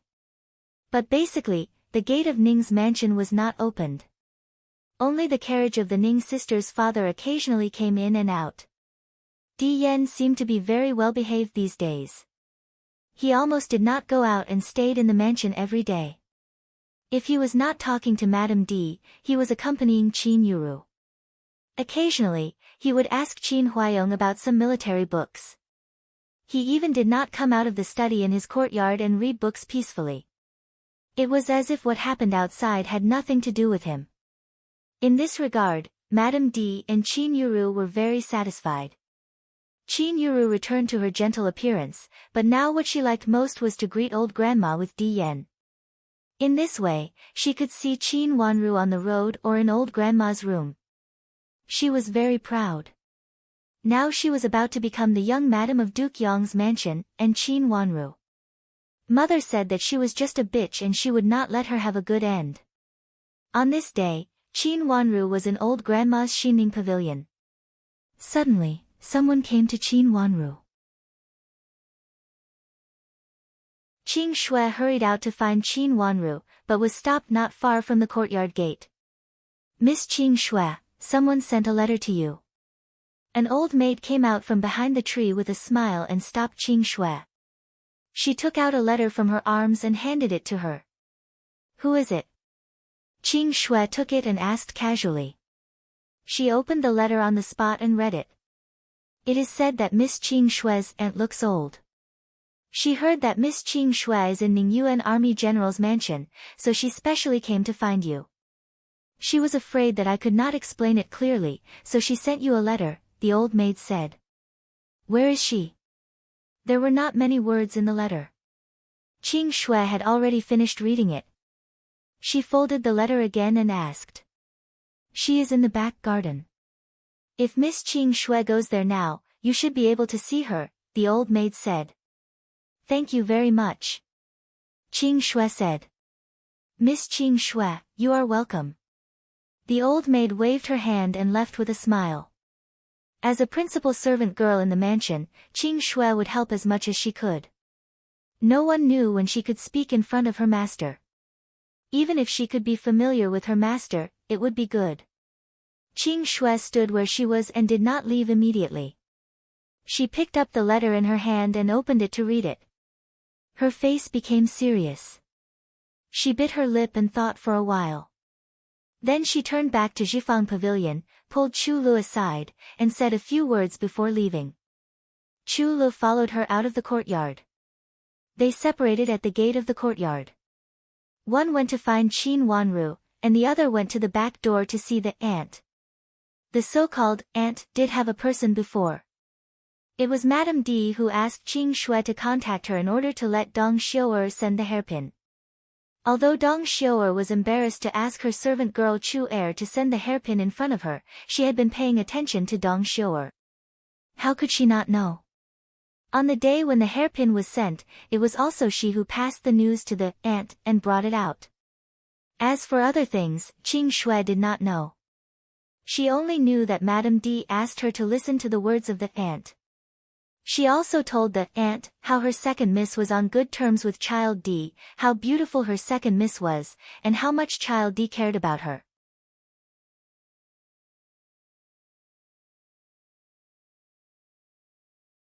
Chapter 207. In the backyard, an old maid was pacing back and forth anxiously. Finally, she heard the sound of the door behind her. She looked back hurriedly and saw Qing Shui coming in a hurry. She was overjoyed and reached out to pull her to a corner. She looked at the door and breathed a sigh of relief when she found no one else was following them. Aunt, what else can I do for you? Qing Shui unhappily shook off the old maid's hand and asked, didn't you say you wouldn't come again? The so-called before referred to after she sent out the news that Dong Xiu'er was going to give her the hairpin. Something happened again. The hairpin is missing, the aunt said helplessly. How could it be missing? Isn't it all done? Qing Shui said anxiously. Anyone who finally sent something out would be anxious when they heard it was missing. Don't worry. Our miss is trying to find a way, the old maid said with a flattering smile. What else can we do? Qing Shui spread out her hands and said, there is only one hairpin, and there can't be more. Now where can we find another hairpin? How does your miss do things? Qing Shui's face became more and more unpleasant. The old maid hesitated for a moment and said, how about you find another one? Find? Where can we find one? Qing Shui raised her voice unconsciously, which scared the old maid. She hurriedly reached out to cover Qing Shui's mouth and whispered, oh, my little lady, please be quiet. It's not good if others hear it. I don't have a place to find another one. Madame's people only asked me to cooperate with you and send some news. They didn't ask me to find another hairpin for you. Qing Shui pushed away the old maid's hand angrily and said, the hairpin was originally given to me by Madame. Otherwise, how could I get such a precious thing? If one of you is missing, we have to pay for it. The old maid took out a delicate hairpin from her arms and handed it to Qing Shui. Well, it's our miss who lost the hairpin. Now I'll give you another one. This is. Qing Shui said in confusion. And this pair of earrings is a gift from our Mississippi. We've troubled you for a long time, and our miss is very grateful. Has your madam asked you to do anything recently? The old maid took out a pair of earrings, which were beautiful cat's eye stone earrings. Qing Shui's face became better when she saw them. This earring is for me. Of course it's for you. Thank you for always sending us messages. Although it's Madame D's idea, our miss has to thank you. The old maid put the earrings in Qing Shui's hand happily. With this pair of earrings, their conversation became harmonious. Recently, our mansion has been busy with the marriage of First Miss and heir of Duke Yong. Madam has no time to order me to do anything. Besides, I am Second Miss's servant girl, so Madam can't intervene in Second Miss's affairs. Is your Second Miss not on good terms with Madame D? The old maid inquired about the news with a gossipy look and put the matter of the hairpin behind her. This was just an introduction to the story. Of course. Qing Shui put away the earrings and looked around to make sure no one was around. Then she whispered in the old maid's ear, Madam dislikes Second Miss the most. She put me beside Second Miss to keep an eye on Second Mississippi. Keep an eye on your Second Miss? What's there to keep an eye on? Your Second Miss is not beautiful and is so young. She is even worse than you, a servant girl. What should I keep an eye on? The old maid curled her lips, obviously as if she had seen Qin Wanru before. Inconspicuous and not beautiful. Qing Shui's eyes flickered, thinking that the person who said this was really blind. If Second Miss was inconspicuous and not beautiful, who else in this world could be beautiful? Madam just doesn't like Second Mississippi. When we were in Jiangzhou, Madam once sent someone to kidnap Second Mississippi. At that time, Second Miss was still in the temple to pray. Suppressing the sarcasm in her heart, Qing Shui's voice became lower and lower, as if she was completely bought over by the earrings. What? How could there be such a thing? The old maid was shocked. Yes, they wanted to kidnap Second Miss and sell her. Qing Shui curled her lips. Your madam is really vicious. The old maid was stunned and whispered. Hearing what she said, Qing Shui lowered her head. For a moment, she seemed to think of something and became speechless. Your madam is so vicious. Now you follow your Second Miss and help her do things. If something really happens, you will not have a good ending. The old maid looked very worldly. Qing Shui nodded and said helplessly, but my contract is in Madam's hands. You can ask your Second Miss to get it. You are her servant girl. Why does your madam have the contract? The old maid rolled her eyes and instigated. Our Second Miss is still young and doesn't understand these things. Moreover, because I have been in contact with Madam's people before, Second Miss doesn't quite believe me. Qing Shui sighed. How can you do this? You're sandwiched between two masters and you're swaying left and right. As a servant, this is the biggest taboo, especially in the capital. As a servant, you must be loyal. Otherwise, you won't have a good time. The old maid looked like an experienced person. She reached out and patted Qing Shui on the shoulder. She agreed and said, you should also make plans early. Otherwise, you are likely to be pushed out to be the scapegoat. Hearing what the old maid said, Qing Shui became listless. She rubbed her toes on the ground and nodded. Take this hairpin first. After it's done, our miss will definitely thank you heavily. With the status of our miss, it's not difficult for her to directly ask for you from Madame D or the Second Miss of your mansion. In this way, you won't be in a dilemma between the two masters. The old maid pushed the exquisite hairpin in her hand to Qing Shui. Her words seemed to move Qing Shui. She did not refuse it this time and reached out to take it. What should I do? Can this hairpin be sent to your First Miss? The old maid said with a smile. Her miss was sure that Madame D would not tell her daughter about their previous cooperation. After such a thing happened, Madame D had no time to care about the servant girl. The servant girl definitely did not know that it was her miss who made trouble. This was a very good loophole. Why? Qing Shui was shocked and asked in astonishment, what does it have to do with the first miss? No, I'll go to the first miss's place now and ask her to give Dong Xiu, a hairpin. Otherwise, how could Dong Xiu, get such a good hairpin? The old maid asked back, which made Qing Shui speechless. In fact, you don't have to disturb the first Mississippi. You can ask her servant girl. She has to be in touch with the masters. Didn't you say that you are not favored by the second miss? How can she have such a precious hairpin again and again? Besides, if you ask the first miss servant girl to do it, even if something goes wrong, you will not be involved, right? The old maid advised.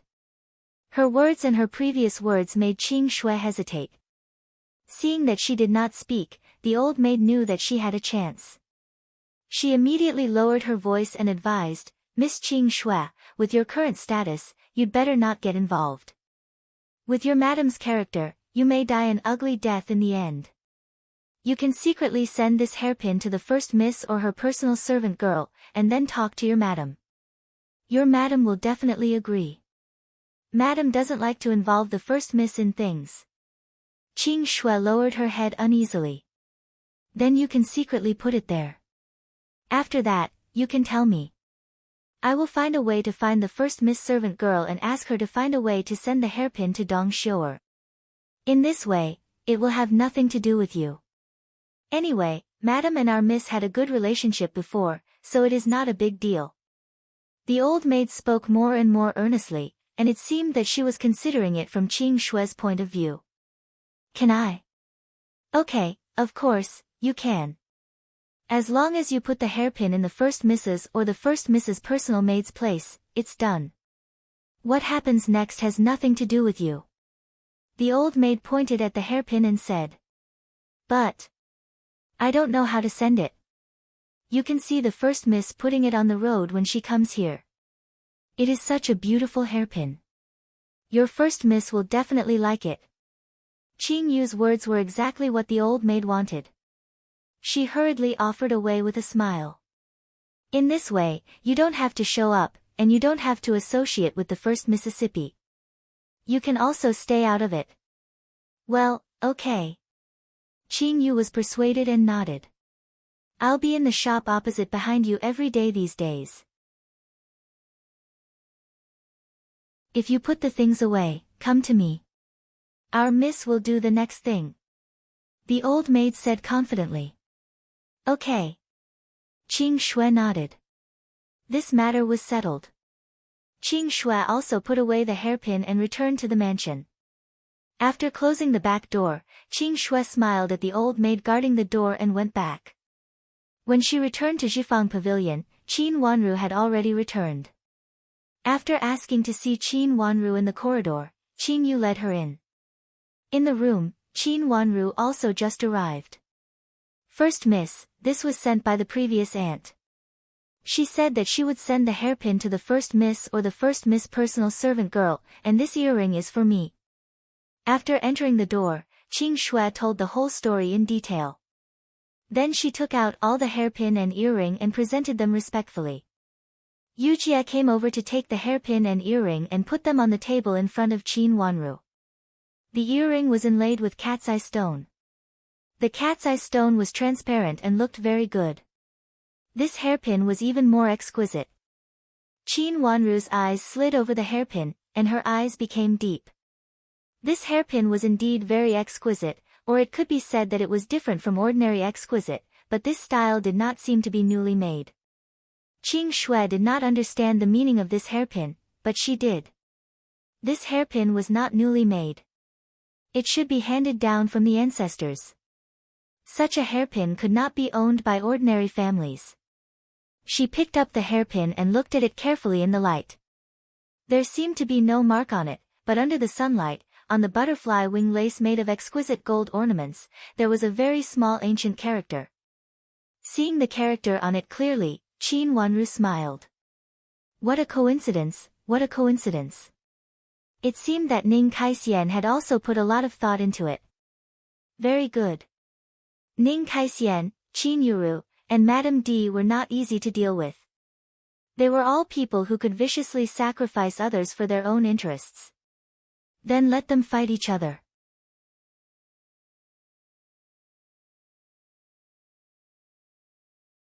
Chapter 208. Miss, why did Duke Xing's mansion invite you? You didn't have a good time last time, did you? After instructing Qing Shui and asking her to leave, Yu Jie couldn't help asking immediately. Her eyes fell on some gifts on the table. This was also one of the reasons why Qing Shui went to find Qin Wanru in a hurry. It turned out to be a gift from Duke Xing's mansion, and it also said that Madame of Duke Xing liked Qin Wanru very much, so she invited her to the mansion for a chat. There were 2 gift boxes on the table, both open. In one of the gift boxes was a set of brocade clothes. At first glance, one could tell that the clothes were made of a gorgeous material that could not be bought in the market. Qin Wanru reached out her hand and picked up a piece of cloth. The cloth slid past her palm silently. It was delicate and smooth. Such a good material could only be an offering. The finished clothes were made according to her previous height, and there were orchid embroideries on the corners, just like the orchid embroidered on the clothes of her, Qin Yuru and Qi Rongji that day. The only mistake was that she grew a little too fast during this period, and the clothes were short. Madame of Duke Xing had good eyesight and could tell her height and figure at that time at a glance. If she had worn the clothes at that time, they should have been the same. But now, she could not wear them anymore. What a pity. Just a little bit more. There was a trace of deepness in her watery eyes. The slightest mistake could lead to a great difference. This was what the saying went. In the other gift box was a set of hand ornaments with delicate and novel peony patterns, which was the most popular style at present. Looking at the condition of the ornaments, it could be known that they had just been made. Such a gift was given to Qin Wanru, who could be regarded as a casual acquaintance. It was so expensive that it was unacceptable. Just put the things down and left? Qin Wanru picked up a hairpin and looked at it. It was a peony color, wrapped with golden threads, and the workmanship was exquisite. The huge bead in the middle of the flower was round and plump. Just this pearl alone was worth a lot. I heard that they left after putting it down. At that time, Qing Shui stopped them, but they just said a few words and left. They also said that if second miss is free, you can go to Duke Xing's mansion as a guest. Qing Yu had asked about what happened before, so she said slowly. Miss, didn't Madame of Duke Xing's mansion say that she would come to apologize for what happened to first miss? Why did you come to second miss instead of first miss and Madame D? Yu Jie, who had witnessed the whole thing, couldn't help but ask. Maybe he wants to inquire about something in a roundabout way. Qin Wanru smiled and said thoughtfully. Spy. Listen to what? Pry into eldest Miss's affairs. Why does Madame of Duke Xing pay so much attention to first miss? Yu Jie asked first, and then she immediately realized something in a panic. She widened her eyes and said. Maybe she thinks something is wrong. Qin Wanru narrowed her eyes and looked at the hairpin in her hand. Her eyes turned cold. What misunderstanding? In the last life, they should have misunderstood something at the beginning, but in the end, it should not be a misunderstanding. Instead, they beat Qin Yuru at her own game and deliberately let others think so. Their real purpose was hidden in the fact that Qin Yuru was favored by old Madame of Duke Xing's mansion. In this life, she would reveal this in advance, take action before them, and lead them to misunderstand. She also took action from the misunderstanding, but she, who had grasped the first opportunity, turned the result around. At present, she still didn't understand the cause and effect. Madame of Duke Xing was testing her, and she was also testing Madame of Duke Xing. The reason why she didn't go to Qin Yuru and Madame D first was that Madame of Duke Xing misunderstood. It was all the trouble caused by the clothes embroidered with similar patterns. Qin Yu, help me comb my hair. I want to go out. Qin Wanru put down the hairpin in her hand, walked to the dressing table, and sat down. Go to Duke Xing's mansion. Although Qing Yu followed her, her eyes were full of surprise. No, go to Rui and Great Elder Princess's mansion. I promised Xiao Yuanhao that I would go to see him. I can't always break my promise. Qin Wanru raised her eyebrows slightly and said calmly. Yes, I will help you comb your hair right now. Do you want to change your hairstyle or comb the previous bun? Qing Yu agreed, put down the beautiful hair that Qin Wanru had tied before, and asked. In the past, Qin Wanru was young, and her hair had been tied up in an ordinary double-headed bun, with only 2 simple hairpins on top. But recently, Qin Wanru had grown taller, so she still looked a little ordinary with the simplest double-headed bun. Qing Yu had also learned the most popular double-headed bun in the capital city. She thought that with her Mrs. appearance, of course, she should dress up beautifully. Let's just use the simplest one. Qin Wanru said carelessly. She reached out to choose a set of clothes from several sets of clothes brought by Yujie. Just wear this one. His previous clothes couldn't be worn anymore. Now that he was making new clothes, in order to save time, he made some of the simplest designs. The embroidery was also very ordinary. If it wasn't for the fact that the material was good, it would be very inconspicuous. After washing up and changing clothes, Qin Wanru got on the carriage with Yujie, and the 2 gift boxes of Duke Xing's mansion were also taken into the carriage. She didn't understand some things very well, but Rui and Great Elder Princess must understand. Compared with Duke Xing's mansion, Qin Wanru liked and trusted Rui and Great Elder Princess more. The carriage stopped in the parking place of Great Elder Princess Mansion, and Qin Wanru got off the carriage. When she entered the gate, someone had already sent a message. Now there was already an old maid in charge guarding there. Seeing Qin Wanru get off the carriage, she hurriedly came over to salute, and then led the way in front. Qin Wanru followed them all the way to go inside in a roundabout way. When she arrived at the courtyard where Rui and Great Elder Princess lived, she saw the door of the main room was opened, and a small figure rushed out before the main door. Yujie wanted to pull Qin Wanru away, but Qin Wanru waved her hand. The small figure had rushed in front of Qin Wanru, hugged Qin Wanru, and raised her head to look at Xiao Yuanhao's dark eyes. Sister, why did you come to play with Hao so late? Hao has been waiting for a long time. Xiao Yuanhao said discontentedly. Qin Wanru reached out to touch Xiao Yuanhao's head, and asked with a smile, Hao, have you been well behaved recently? Of course, Hao, has been well behaved, very well behaved. Sister, come in, come in. Xiao Yuanhao enthusiastically took Qin Wanru's hand and pulled her into the room. The curtain of the door had been raised high. Qin Wanru followed Xiao Yuanhao into the room, and immediately saw a pair of malicious eyes. She couldn't help but be stunned. Why was Chu Luchen here? Different from when he was in Jiangzhou, Chu Luchen in the capital city almost always sat in a wheelchair when he went out. At this time, he was sitting there lazily, with a handsome face, but a pair of beautiful eyes showed a bit of gloominess. At first glance, she knew that he seemed to be in a bad mood. She carefully withdrew her gaze and looked into the room. Rui and Great Elder Princess was sitting on the chair with a smile on her face, looking at Qin Wanru kindly. Qin Wanru gently let go of Xiao Yuanhao's hand, and went forward to bow to Rui and Great Elder Princess. Then she carefully bowed to Chu Luchen. She didn't know who had provoked Prince Chen, and it seemed that he was not easy to get along with. In order to avoid being involved in the trouble, Qin Wanru thought it was better to stay away from Prince Chen.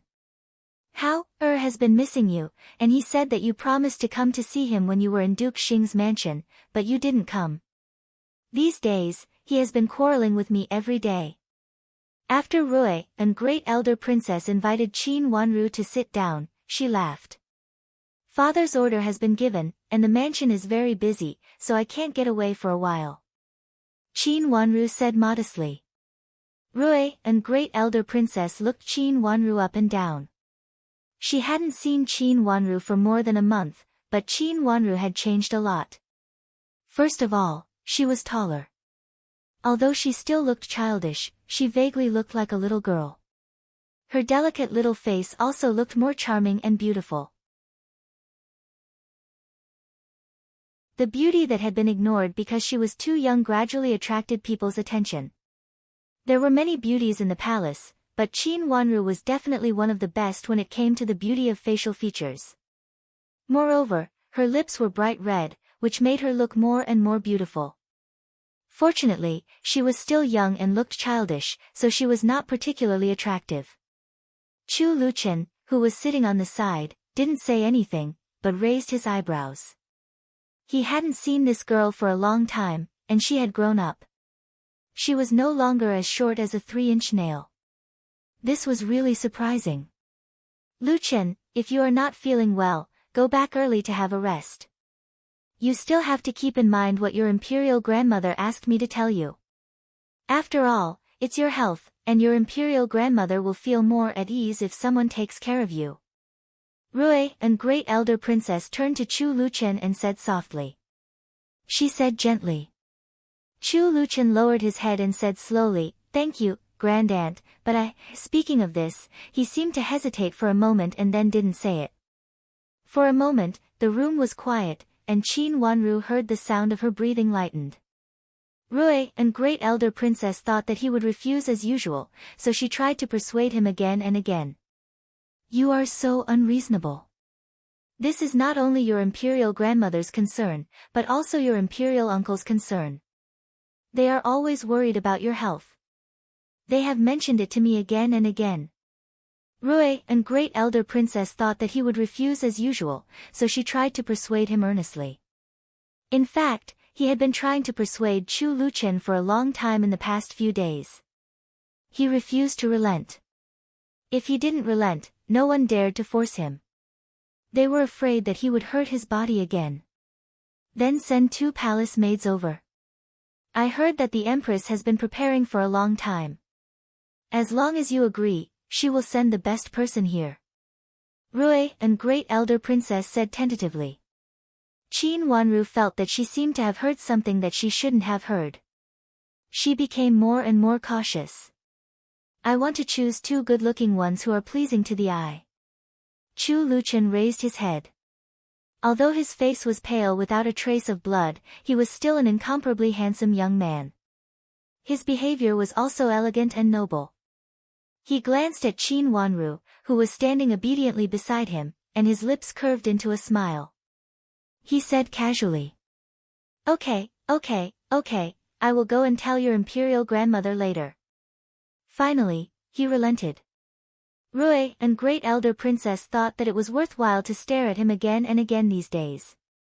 Rui and great elder princess said, "Good," repeatedly with a sigh of relief. Finally, he didn't let her down. This kind of thing had to be done slowly. Now that he relented, the next thing would be much easier. You're tuning in to the Blissful Bookshelf YouTube channel. We're so grateful for your support, and don't forget to subscribe to join us on this incredible journey through captivating stories. Your generosity through donations truly makes a world of difference, as it's the primary source of revenue that allows me to expand and enhance this channel for you. Thank you from the bottom of my heart for being a part of this adventure.